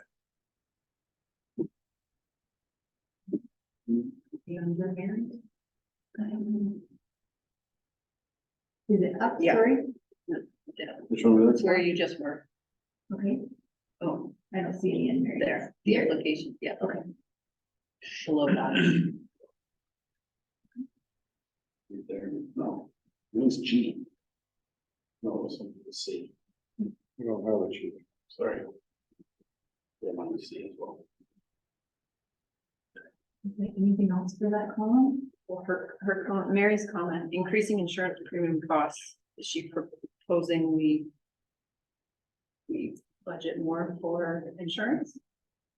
She should- I'm actually on the call now. I'm sorry, I came in a little bit late, but we are working on our insurance renewal currently, and so I'm hoping that we'll get a quote prior to like in the next month or so, and we'll incorporate that. We'll have them present to council similar to previous years and determine next steps associated with that. Not really an optional thing though, is it? I mean, we have to have our insurance unless we're at the end of our commitment to that one provider, Mary. Yeah, so you may recall from a previous year, I believe our loss run improves in 2024 as long as we don't have any further losses. So we'll work on an RFP for the January 1st, 2025 renewal. But so we would have to issue the RFP in 2024. Just maybe a ground truthing that I just renewed our insurance from a work standpoint, and it's sticker shock in terms of it's a super tight insurance market, and your opportunities to reduce are basically cranking up your deductibles big time, which has implications from from other aspects, but like ours, it's like 15% on a year-to-year basis that's going up. So for budgetary reasons, I think Mayor Seal, you're bang on. It's like you gotta pay it, but also from a budget standpoint, it's gonna happen type of thing. So plan accordingly. Well, there was some talk of packaging our requirement with other townships to try to reduce the overall cost. Has that sort of died because of the differing requirements from the other townships, or is that still an option to pursue? So with you, Mr. Chair, there have been ongoing discussions about sort of putting out a group RFP for service. It's just a timing thing with when the member municipalities are all ready to renew, as well as there's some risk associated with certain municipalities still having larger claims on file and waiting those out. So it kind of comes down to a timing thing. Thank you. One thing I would suggest, if we go to RFP in 25, and we get a significant reduction, which we encountered either with this council or just the one before, we saw substantial savings, and if I were to do it again, I'd take that savings and put it into a pot to save for when we see those increases, because we reduced our budget because the insurance went way down, and then the next thing you know, we're playing catch up and doing base budget increases to make up for the difference. I don't want to get into that cycle going forward. Do you have another item? Anything else on our Director of Finance's list here? There's the assessments that again appear to be delayed through MPAC. Just an update on that. We recently received correspondence from the Ministry of Finance that the 2024 assessments are going to continue to be based on the previous year, so they're not doing a reassessment for 2024 either. It doesn't really matter, because all that does is jig around who pays, because we're a nonprofit organization, so it's, if your assessment is updated, you don't all of a sudden have this windfall tax. It's all based on per 100,000 of assessment, so you might see some adjustment. So to me, there's a lot of mayors out there pushing for this to be updated, but to me, it's not as a high priority because anyways, I'll just leave it at that because my brain is super tired right now. Anything else, Ms. Suzanne? No, nothing else significant. Thanks. I did see under Mike Fowler's submissions, sorry, am I jumping the We gun? do have some other stuff, yeah. I saw the soccer's sodding. What else did you catch? So under, sorry, it would be L6. Our fire chief has just noted the fire marquee agreement. So this was presented to council a number of years ago. So we are working with that vendor to bring this back to council. It's a way to recover costs associated with supplies and things attending different emergencies, incidents. So that report and draft agreement will be coming to council shortly. Currently doesn't have a budget impact though. It's just money found really, so it's a positive thing. Also, an all-terrain vehicle to assist with grass fires. What's that? So I believe this is a request coming from our fire department related to the grass fires. My understanding is that this is primarily around the GJR area. So they haven't had to attend to several fires. We have some water tanks that are also located out there so that they can respond to those. And as I understand it, I believe they've been borrowing these types of vehicles from the city of Guelph at one point. So Well, that's what that request. well, and they should continue to provide it. They caused the fire. Then part of our negotiations with them with the concerns around their operations is, so if there's a grass fire caused by their train, they could be generous and provide their ATV to help put the fire out. So I would hope the staff would be able to talk to fire department. So just staff to investigate opportunities for support from the city of Guelph. And if that Continue doesn't, support. if that doesn't work, you can contact Rockwood may borrow theirs or and then bill back the city or GJR. It's illegal burn if you cause a fire and isn't it? Minimum burn permit? I don't. So our Director of Public Works has just given some information here about our back senior soccer field turf. So unfortunately, staff did try to, after our contractor was done, get the grass to grow. It did not. And so we have heard some concerns from our Pleasant Soccer Club, just surrounding the conditions, not being great for playing soccer for the kids and adults alike. Likewise, the Fall Fair is utilizing it this year for their events, including tents and animal exhibits. So at the end of this weekend, it's probably going to be in not great shape. So what the request is that we currently have a contractor on site doing our park construction.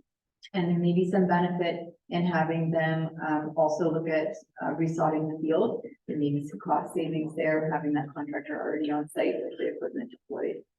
So I believe there is and our Director of Finance might be able to help, but I believe the estimated was $80,000, but it was minus an amount that was already available.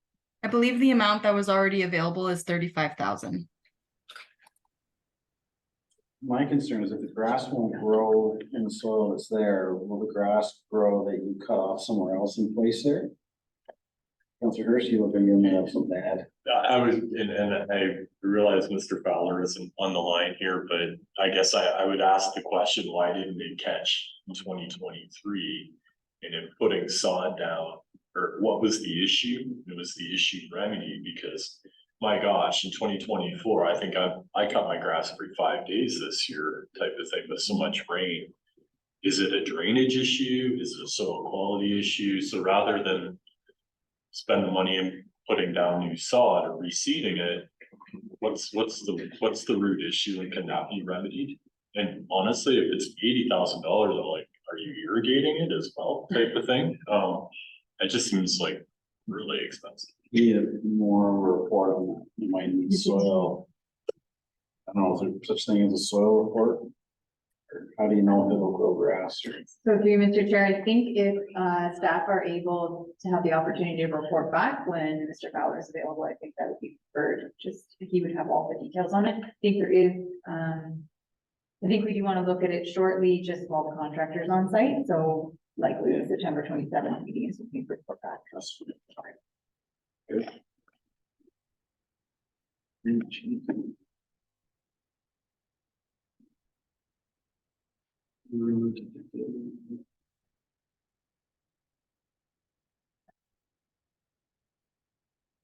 We're gonna do a pre-budget approval for the TVs at the original council chamber, so we can get back in there. Would anybody be willing to at least propose that so we can discuss it? Well, I think, Councilor Hirsch would make a good point. You gotta look at the logistics, not really just putting in the TVs, you gotta put in all the other infrastructure too to make it happen. This might actually want to speak to that a little more. So I think we have one TV that's current. I think we would need to have somebody come in for the AV side of it just to get this all connected. And we can report back on that in order to have a detailed request for what that cost would be for pre-budget approval. But in terms of actual technology, hardware that we need, we are missing just the TVs. So then we have to look at how to install them and get that done. So there'd be a cost that's unknown there. But if the desire is to get back into council chambers by the end of this year, then it would be beneficial to get some sort of a pre-budget approval at an upcoming meeting. Otherwise, we could wait until budget's approved in February.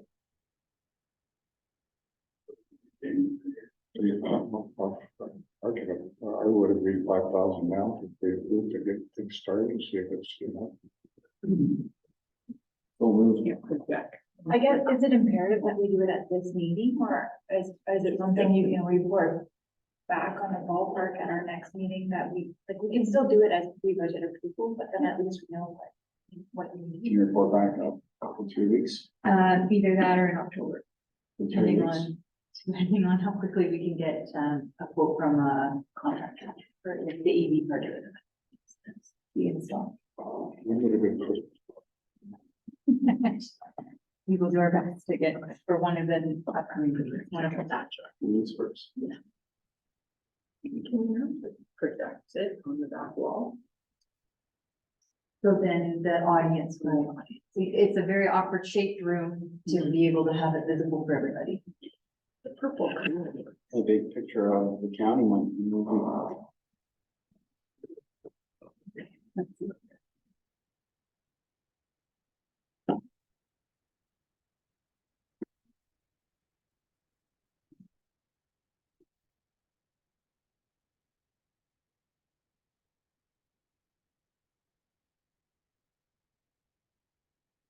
Really, buy a TV under some budget. That's a mess. We'll do a detailed costing and bring it back at an upcoming meeting. I really don't think it'll be like a significant amount of work to get that done.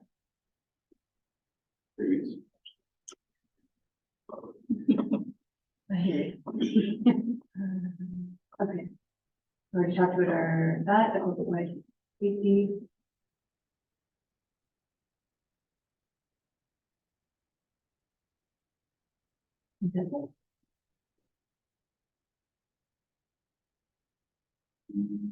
Okay. So the resolution, I have to tally it all up. Couple questions. You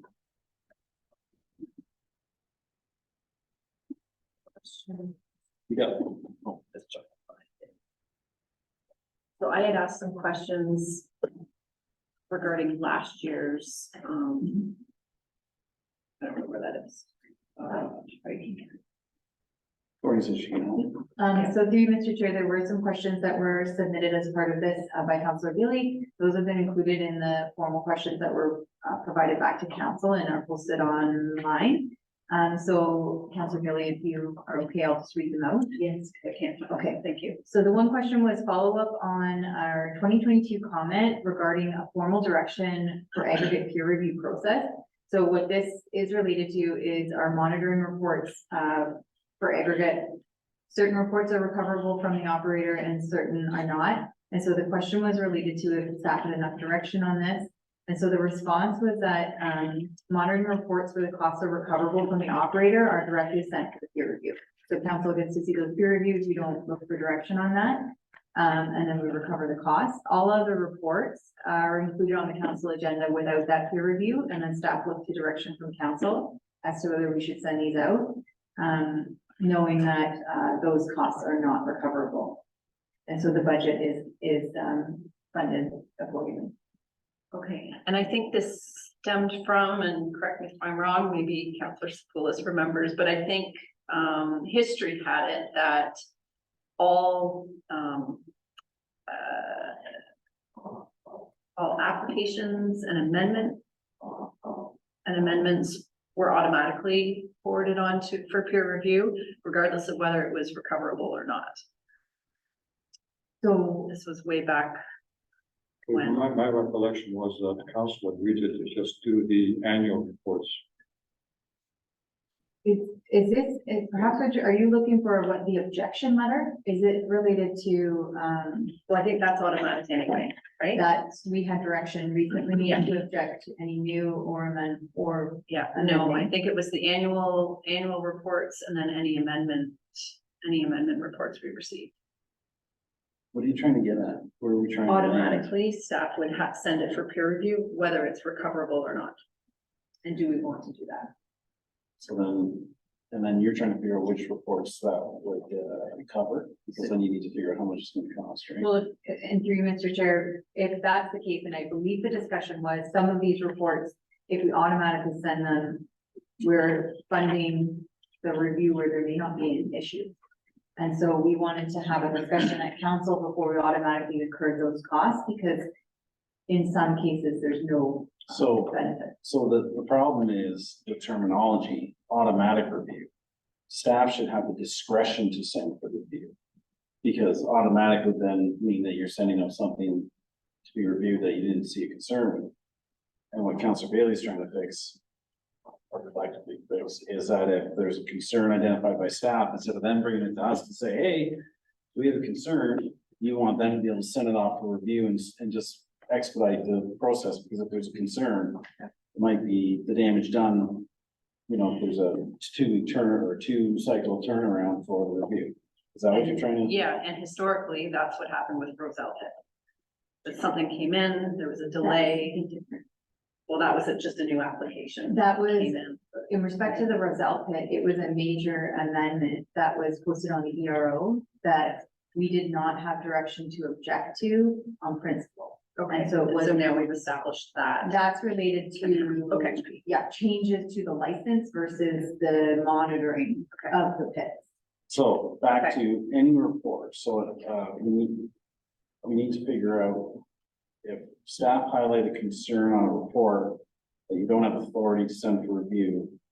A, you need to fix that in the policy, and B, have a budget line or the other. Do you apply? Yeah. Right? Yeah. I think that's, I So don't think anybody would be opposed to that, if there's There's a flag. Staff should be able to. staff have the discretion up to, it was a peer review cost, John, do you know? it can be, depending on whether it's ecological or hydro G, it depends, but they're in typically in the thousands, you get like 1 to 2. Yeah. Um, So we do have a budget line for this already that's been established just through looking at what we spent year over year and making sure that we're keeping track of it. So I would say there's no adjustment needed at this time, but I do appreciate the clarification for staff to have discretion if we do like. So let's fix that policy if you need to, we need to. Good, There was 2 more. Yep, Um, the next one was. So one is follow up on the comment made by Matthew Palmer regarding environmental sustainability implications on staff reports. So the response that staff provided through the document, the question document, is that this is depending on the type of information that council is looking for under this report heading. We do not have any staff with any expertise on environmental sustainability, so it becomes very challenging to know or to put something meaningful under that heading. So it's depending on what council wants to see there, we may or may not be able to do that. Okay. And again, I did talk to Matthew Palmer about this, as follow-up. He gave, if staff want to look into it, just to see what sort of examples, it is, St. Catharines has some really great, in their staff reports. They've actually linked to the, they link whatever's in the report to their strategic plan, which I think is kind of, valuable. They do a financial impact, which we already do. But then they take it further and do an environmental sustainability implication. So there's an example, I don't need to read it out, but there's really good examples in the St. Catharines reports, just, and I don't think it has to be a deep environmental connection, but the completion of this project will address some of the issues noted in the creek and will secure an existing storm sewer pipe. So here's an example. So it's not really, it's stating what I feel like staff would know and would be able to just highlight for council when we're reading a report. So I kind of like what Matthew had said, and I just wanted to follow up on it because I don't think it just ended last year and there was never any follow-up.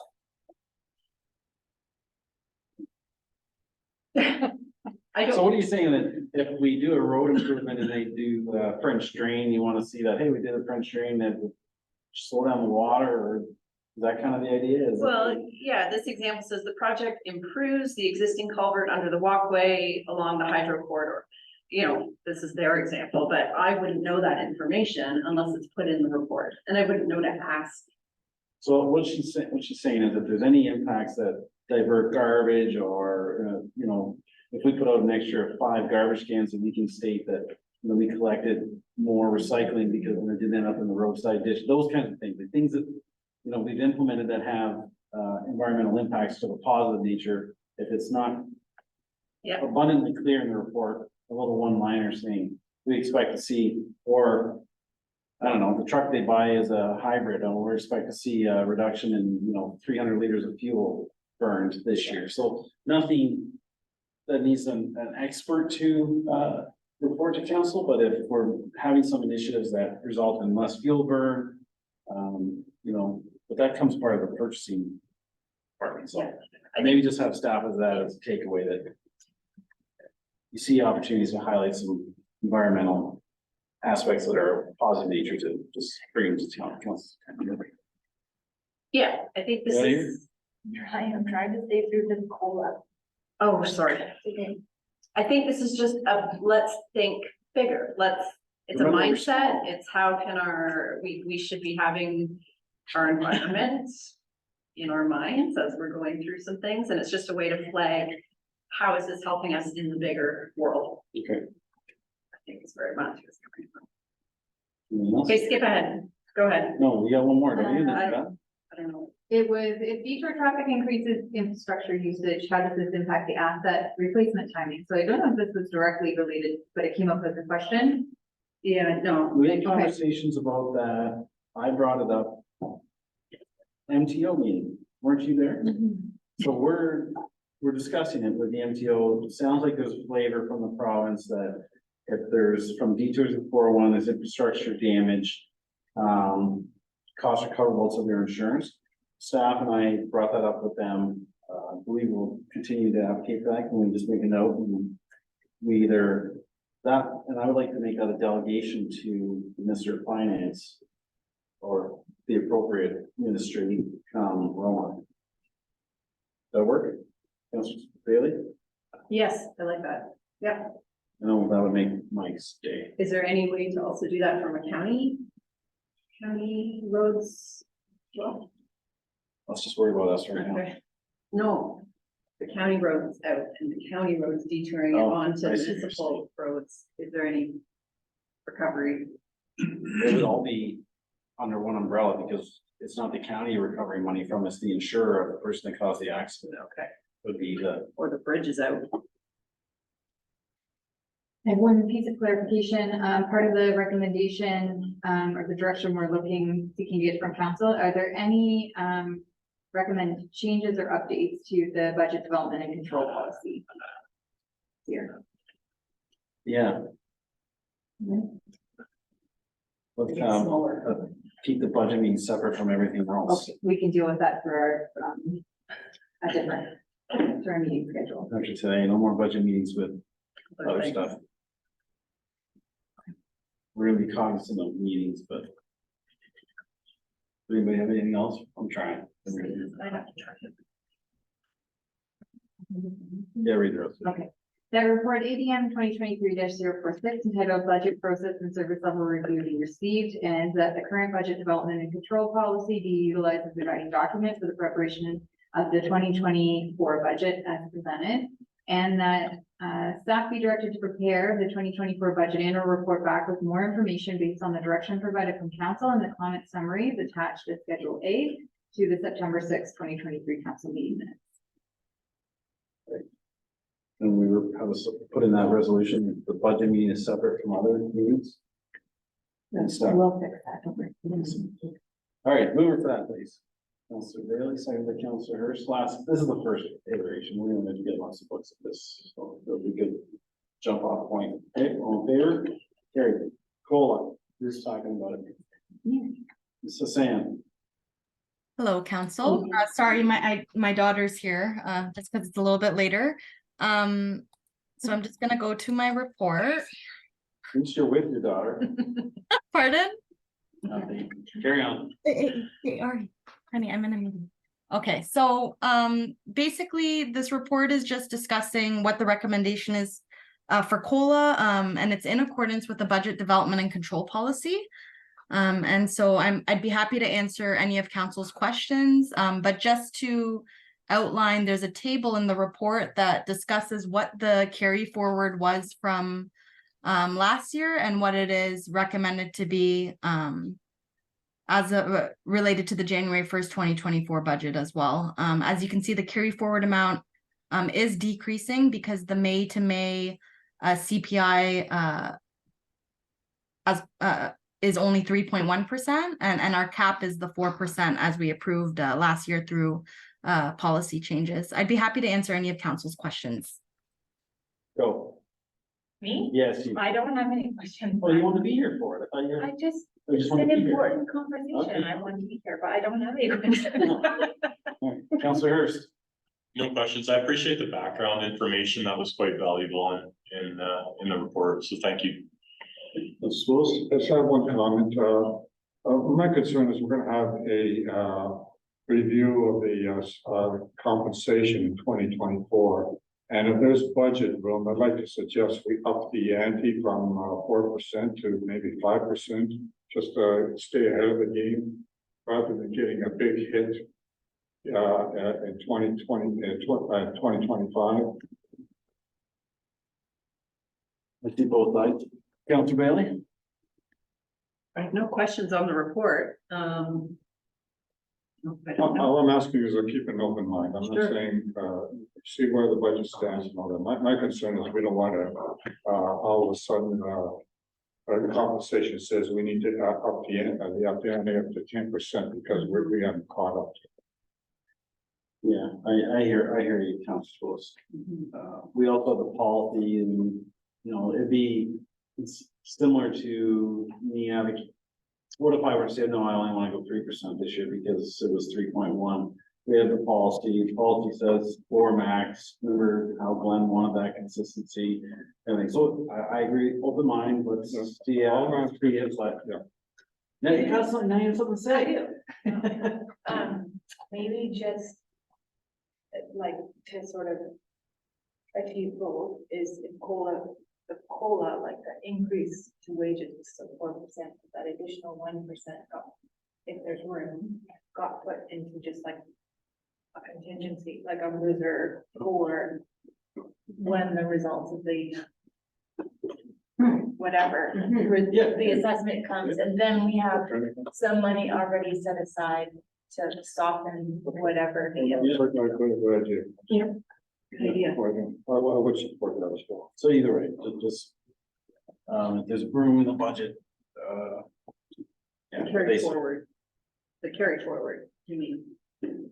just an additional 1% equivalent staff raise be held in reserve for the compensation review, basically creating a little reserve. So, Yeah, it's all subject to funding. yeah, this is not good. So this is saying what the councilors are proposing is the equivalent of giving staff 5%, so we're only giving 4%, a difference of 1%. Be incorporated into the budget. But at this point, as an option, be a carryover to when we do the salary review. So that if we ever, does that make sense? Yes, so if there's room in the budget, the 1% could be contributed into a reserve for future years if it's needed. Yeah, so when we do the salary review, if all of a sudden we have a 5% bump to everybody, we already have 1% saved up, and total impact in 25 is 4, or the budget comes in well and we can use that 1% in 24, so. Yes, the one thing I would caution is if you want to increase the 4% to something else, I would hope that it would be done prior to January 1st, 2024, in order to there's retroactive adjustments that we would then need to implement in our, like, as part of payroll, and that takes a lot of time. So I would hope that whatever's approved is approved prior to January 1st, 2024. All of the money that would, all of the money would be available to you, because it would, instead of approving a 4%, essentially instead of adding 4% COLA, you're adding 5%, and then you're stashing away 1% of it. So the money would be there. Yeah, so it would just be put in a reserve. That's what I'm understanding here. So, but what I'm also understanding is that you guys want to approve the 4%. Yes. For effective January 1st, 2024. So that helps so that we implement payroll based on the 4%. Right. Yeah. Okay, perfect. Good. Yep. Go on, any questions? Okay, the resolution.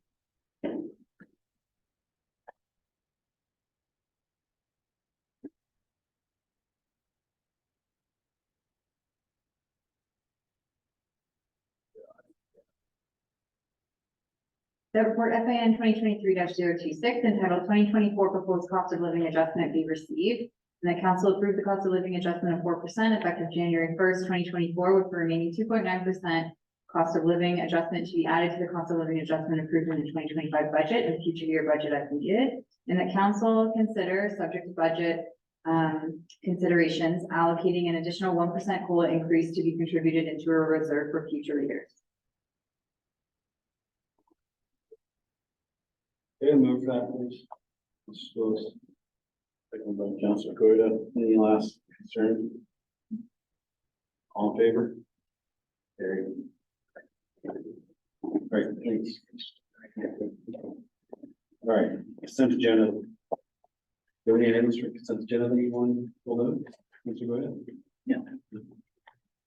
All right. You have a resolution? That the consent agenda items listed for the September 6th, 2023 council meeting be received for information. Now you gotta move it for that, please. Councilor Willis, second by Councilor Bailey, any questions or comments, concerns? That's my. I did, but I had a discussion with our CAO on one item. I'm happy to talk to them. All right, let's receive them, all in favor? That's carried. Now, we are on to. It was the sewage, correct? Yes. That's you, Ms. White Fox. Thank you. So this report relates to two separate ERO postings. They're both for ECAs for sewage systems in the township. In the staff report, is outlined the recommendations related to both of the ERO postings. The one, staff do not recommend any comments, as this is a known development that has successfully completed site plan control and is now in the building permit process. The second ERO posting relates to a development proposal that the staff have very limited knowledge on. And so there is a recommendation that the township submit comments objecting to the ECA application until such time that the proponent demonstrates that the proposed use complies with the township zoning bylaw. And this specifically relates to the limitations around dry industrial uses in the township. Okay, can you read the resolution, please? The report ADM 2023-045 entitled ERO posting 0197545 related to 7475 McLean Road East, and ERO posting 0197435 for lot 26 and 27 concession 7 be received. And the council directs staff to submit the following comments to the ERO in relation to the posting 0197435. That the township has not received a formal site plan control application for this property detailing the proposed use and therefore objects to the approval of an ECA application until such time that the proponent demonstrates the proposed use complies with the township zoning bylaw and specifically the township definition of dry industrial uses. All right, can we go move for that, please? Councilor Willis, second by Councilor Hurst, comments, Councilor Hurst? None. I'm good. None for me. Okay, all in favor? Carried. Where are we now? Correspondence? Council reports, correspondence, you're correct. And this is for information, right? Do you have a resolution, please? So the council received the correspondence item 10.1 regarding the 2022 ecological monitoring report from the Mill Creek pit and the peer review for information. The council directs staff to forward the peer review to the pit operator for a response. And the council directs staff to utilize the information related to the rehabilitated after use of a,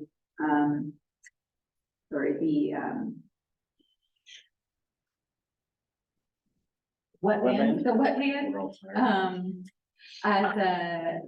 as a template moving forward, as a good example of an after use for a pit. All right, you're gonna move that, please?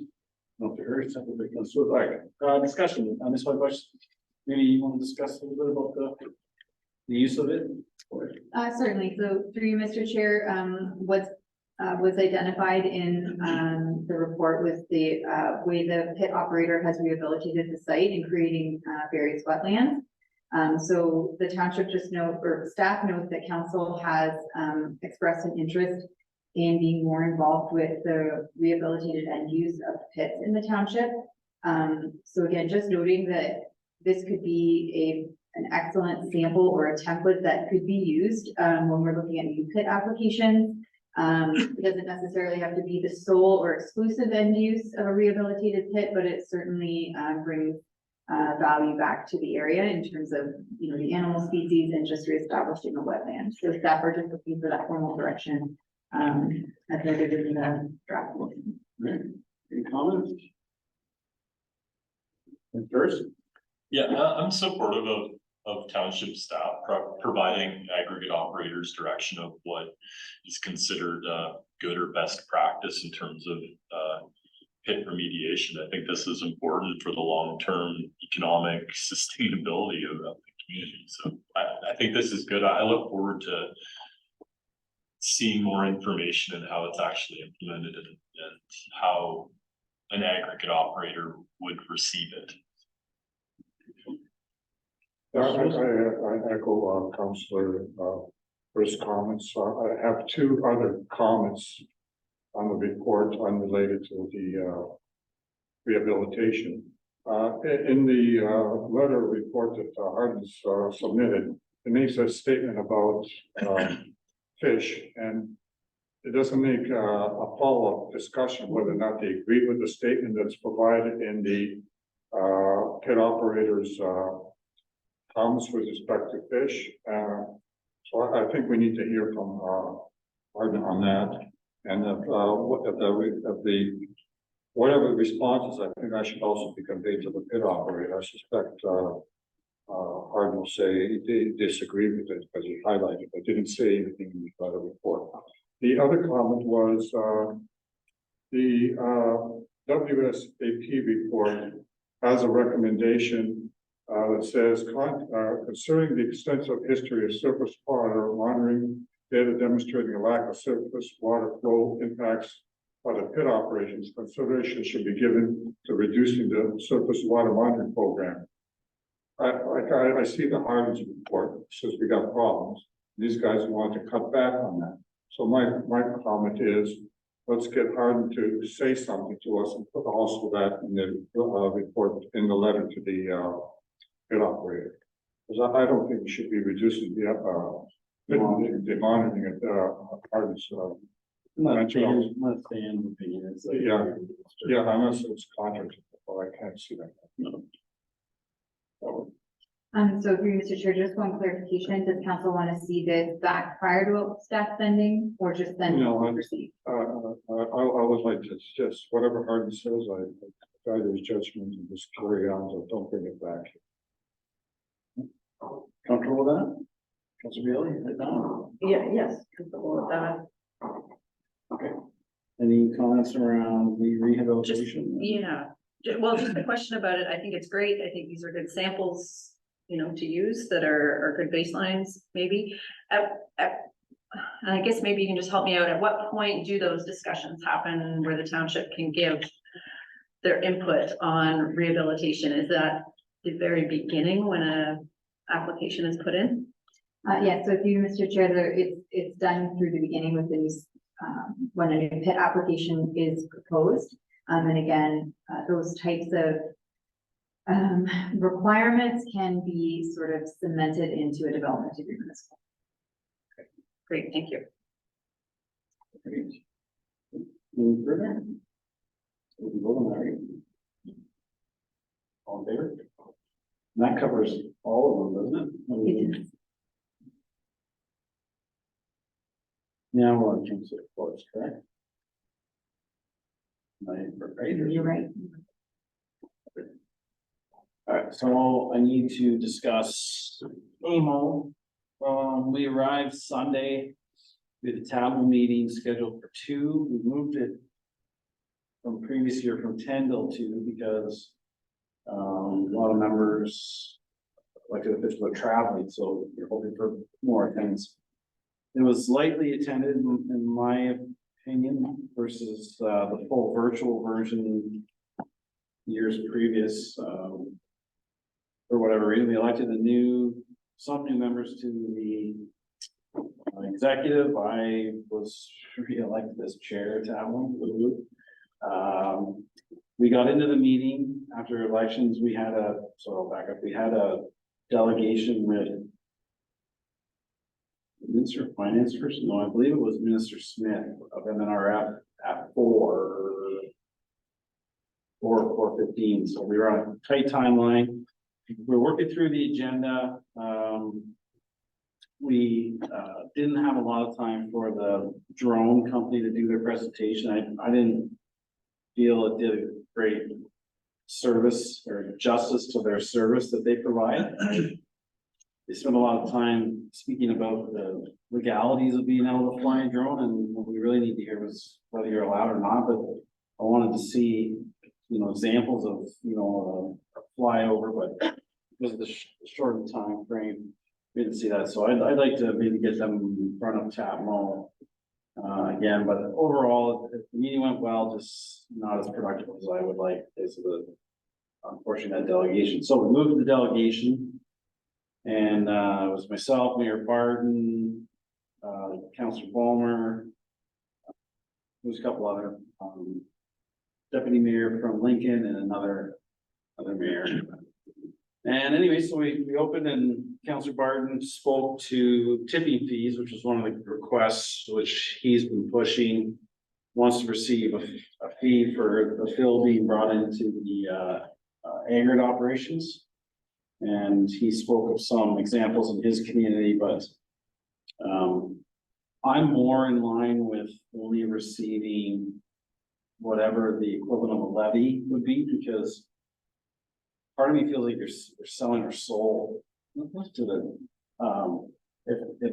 if we take $50 a load brought into these agri operations and then it becomes contaminated, where's our responsibility lie to remediate that?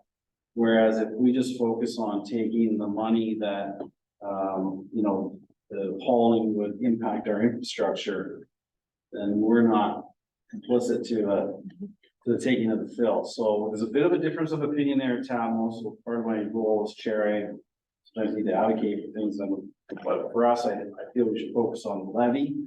And so that part of the conversation went relatively quickly. Then we moved on to compliance concerns, and brought up to the minister that we had previously had discussions with OSCA about some mutual concerns, and one of them was compliance. I said to the minister that I'd be reaching out to OSCA again, and I use the analogy that I'm speeding down the road and I get a speeding ticket, and then I go and advocate to the council to change the speed limit. My speeding ticket just doesn't disappear. And that's something that we've been encountering with the industry, is that if they're not compliant with their site plan, then the ministry changes it. And that doesn't give confidence in the community to having more aggregate operations. And so we focused the conversation around that more inspections, more enforcement could build, support in the community for these operations. Because as I said to them, if this is what's proposed, and this is what you're supposed to get, as long as that's what you get, it's more palatable. But when it changes, that's difficult. So the senior staff came out in the hall afterwards, and they were very intrigued by this joint approach from OSCA TAPMO around compliance. So that was the first one. And then I went down into the vendors area and spoke with Norm Cheeseman, who's the director of OSSGA. And he agreed that the industry wants compliance, and that was something we brought up in our meeting when we met with Kevin and CBM, right? They agreed they wanted more compliance. So the approach now is going to be meet with OSSGA and approach the ministry, whether it starts at the senior staff level, and ask for more inspectors, more enforcement. The only concern, if you can call it that, is when I was chatting with Norm, because, he wanted to start the first meeting in December or later, and I was hoping to get it in sooner. Seeing our budget cycle, maybe that would be possible. I'd like to do it as fast as we can, try to get in front of the ministry. So that was the meeting with OSCA. Then we had meeting with, the PA of Ministry of Finance. And Ken Hart led most of the conversation there, but we just, mentioned to the PA that, we need to be kept whole, that, that there's still, it's our opinion that there's still room to fix the aggregate assessment, especially along the 400 series corridors. I mentioned to the PA that if the province wants to provide a subsidy to a industry that's important to all Ontarians, they take a 20% tax take from the industry. They could refund that. It doesn't always have to land on the municipal shoulders. So they have tax monies that they collect from the industry that if they want to subsidize the industry, they can give their portion back. And, but we just were focusing on proper assessments. Another thing I spoke to him about was if a horse farmer were to come and buy the farm, I'll back up. 2 cycles ago, when the industry won that, aggregate in the ground cannot be added to their assessment. It's some of our opinion that is now being interpreted as aggregate is removed from the assessment. And we don't believe that's correct. So if you buy a farm as a horse farm for $1 million, say MPAC will then assess your property as $1 million. If the aggregate industry comes along and buys that horse farm, then they will make the argument that, well, there's 500,000 worth of aggregate in the ground. It's only assessed at 500,000. No, it's still worth $1 million as a horse farm. So it's still worth $1 million, right? So that to us at Tamo and county is a misinterpretation. So I mentioned that to the minister. And that went over relatively well. You guys all know that those meetings are 15 minutes long. So then I took the opportunity to go down and hit the MPAC booth in the vendor section as well. I was chatting with a lady, and then Carm, the vice president of operations, came up, and we had Matthew Bulmer and I spent 45 minutes with him chatting, and he would be more proficient at reciting what we spoke of. So I'd encourage you to call him and ask him. I'll do my best here. So I brought up the same analogy about the horse farm, and I brought up the assessment review board finding, and my interpretation of it is it's critical of MPAC and how they assess properties. And I said to Carm that it was my hope that wouldn't repeat itself. I don't want to get into now we have a reward and there's these interpretations and removing that aggregate assessment from the aggregate in the ground from the assessment, and how inappropriate that was, in my opinion. And he wasn't received the best because it's a bit of a shot over the bow. But what came of that is he said, and I hope this is going to be the case, is they're going to be able to now implement assessment values in circles. They're going to be able to take the value of land in areas and come to an average and assess those properties.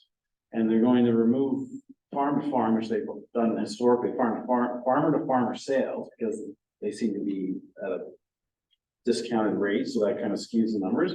But they're going to be able to assess properties in pockets, probably because of technology. And then that should, hopefully you won't be seeing where an aggregate company buys a property and then they drag the value down, because no, it's going to be in that circle radius that MPAC determines base land values. So that was a good tidbit of information. Well, Carm say, anyways, overall, the conversation with Carm and they're going to be implementing province-wide the new assessments on aggregate pits by January, is what he mentioned. So we're getting it anyways because the ARB, we're going first, but it sounds like across the province it's going to be implemented along with those new circles. So all in all, it was a great conference, and that was awesome information coming out of MPAC. And I already mentioned how the premier did not mention the bypass when identifying all the infrastructure projects, but with the new Minister of Transport, so we can revisit everything and champion for our cause again. And super excited to do that. What else do I have? I feel that's it. Unfortunately, I forgot about it in the budget. I would, the Wellington County hosts, a get together at the annual conference annually, and it's a great opportunity to see your, are they colleagues, or what would you call someone who works in the county? Colleagues in a little bit more relaxed fashion. There's a lot of team building going on. It's something I would hope that some members of staff and council would take in. One part that is problematic is our policy on conferences. It restricts people to 2, so I don't know if this is the appropriate time. It's too late now, maybe, but I'd like that annual conference to be an option to members of council and members of staff outside of that 2 conference policy, because you know better, but just building your professional building, how you absorb those 2 opportunities. And through Mr. Chair, a comment from Councillor Hurst today was just making note of our professional development budget line, so we can take that away and we can Yeah. bring that back. I'm not saying it's for everyone to go to AMO, but I sat with the welfare and most of council and staff, and we were spitballing and chatting, and we didn't advance any business or anything like that, but it's just sometimes it's just nice to get a personal relationship with an individual, and it's, you know, when you do have to talk business, it seems like a more familiar face, but it's good to take that away and we'll that. So again, call Councilor Balmer if you want more proficient. Just a comment on these conferences too, limited too, but could staff consider pooling it? In other words, is 5 of us here, 10 conferences, not all of us are gonna attend 2 conferences a year. I think staff will take a look at that, and then again, that'll be proposed to council as we look through like the whole memberships and that sort of professional development. I also think it's we have to just look at coverage options too, and who people, exactly, so I think it will be something that we can look at and bring back when we next. Yeah. Any council reports from other members?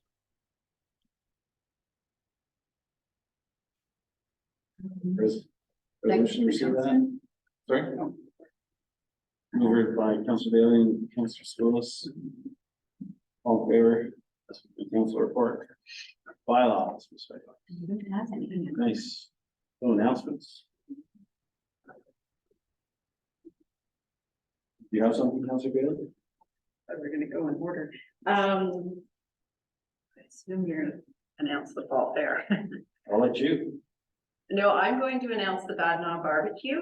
Nice. So we switched it up. I think for years and years, it's been in August, and I've had people calling and asking if they've missed it, but we've changed it this year to September 16th. So it'll be anytime after 4. Tickets are for sale. I have some if anyone's interested, but you will all get an invitation when I have time to send that out. Sounds good. And then fall fair is this evening. I was just gonna plug, This evening. or this weekend. I was going to plug the youth advisory committee has a few times set aside this weekend for some events. So Friday night in the gym. Is it 5 o'clock? 5 o'clock is the first event. We're gonna do a bit of a hobbies activity. So there's gonna be different stations all set up around the gym. So bring your kids out and come and visit us in the gym, and then there will be some sports happening at 6, or not that night. No. The next night, anyway, stay tuned for the schedule for that. And that's all. Anything else from Councilor Skoulas? Yes, announcement was made by the feds of the province for internet service. They did a $219 million funding to Rogers to service 66,000 homes. Curiously, the announcement listed communities, didn't list townships, and even more curiously, they listed Harple, Morriston Creek, Cooks Mill, nobody else, and I don't know what that means, that's very confusing. Also, they didn't mention anybody in other townships in the county either. So I don't know what that means, what they're doing, was it be a second announcement or not? So what the chair of the high speed committee and I are going to be meeting with our CEO to get clarity on this from Rogers. To see if it is something, maybe we can make an announcement. Formal announcement, and the other thing we want to push is for schedule. We're getting, our committee is looking at seeing what's happening on the road. There's no schedule coming in on what's being done anywhere. You drive by, you see something happening. We put it on the map, it's shared on the Facebook page, but we need some concrete schedule. They promised to our CEO that they'll do something quarterly. There is a map of what their plans are, but they haven't shared that with anybody. It's been confidential for now. I was wondering if we can get that unhooked as well. Even though there's a provincial map, it doesn't identify who's doing what in our township, like, you know, we're saying you're gonna have high speed in these areas. And on that mapping, there was some gaps that, because there was proposed expansion, and if it was proposed, it didn't get covered in, you know, the Rogers build out, and that's a major concern, because if it's not in the ground, I don't care if it's proposed, I think the Rogers build out should go there. Absolutely, and that's part of the gapping that we might discuss with Courtney as well, because we did identify gaps. I know our CEO was trying to get Rogers to comment on it, and I guess I'll leave it up to you to share your frustrations. Is there a resolution? No, I'm assuming not to, but No resolution. all right, before we go much further, you wouldn't bring it up, but it's a budget item. I'm gonna approach this. We don't know the return of our CAO. And I don't know if you would bring to council's attention additional monies needed for support. So, I think this council should be giving staff direction to have included in the budget additional hours for support for our acting CEO. And how much can we share? So through Mr. Chair, right now we are utilizing our extra clerk support staff, who's doing a wonderful job tackling a lot of projects that were kind of on the back burner, so that's been excellent. I think from a staff perspective, I would appreciate maybe just a little bit more time to assess what's going on, and then be able to bring back a recommendation to council during the budget process if more resources are needed going forward. I don't trust you to say that you need resources. You can bring HR in if that's needed. I think that we're monitoring it. We've also had some staff turnover recently, so that's also affecting just day-to-day activities, which hopefully will resolve themselves. So I would appreciate maybe just a little bit more time, and then we will bring something forward when it's needed. I'll leave it to my colleagues here to bring it up if I don't remember to bring it up. You know, before January, because I don't trust her. I'm teasing, but you know what I mean. Can we just identify a request that staff provide a report, whether it's the next council meeting or the subsequent in October, for at least maybe a preliminary roadmap for what you think that may look like for the next fiscal? Yep, so through Mr. Chair, I think that that's perfectly reasonable. I would recommend it be done in camera, just given the sensitivity of it, but we can certainly do that in the coming months, and we'll have HR also with that as well. Okay. Sorry for putting you in the spot, but it's just. Here's attorney. Any further announcements from the ball here? Okay, closed session we did. Business arising from the closed session, nothing, right? Motion. Anyone? There you go. No, I don't. They say approves one. New business. Anything, what's that there for? Isn't notice a motion in new business kind of the same idea? It could be used, it's been used in the past for some different things. Yeah. Confirmatory bylaw, please. That the following bylaw be taken as read 3 times and finally passed in open council. Bylaw 2023-037 being a bylaw to confirm the proceedings of council for the corporation of the township of Plymouth at its meeting held on the 6th day of September 2023.